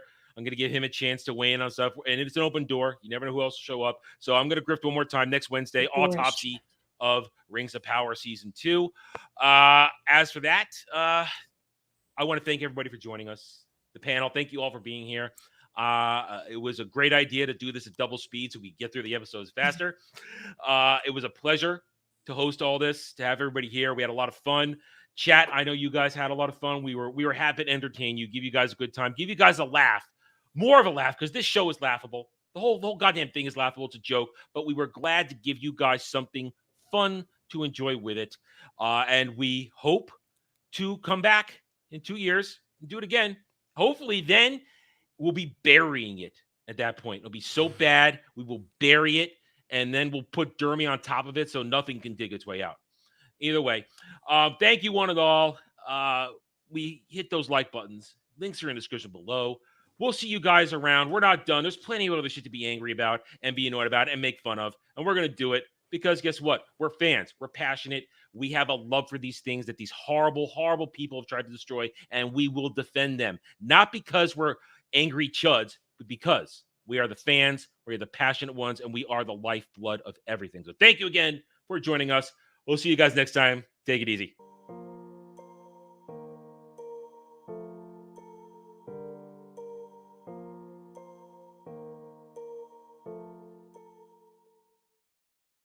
We are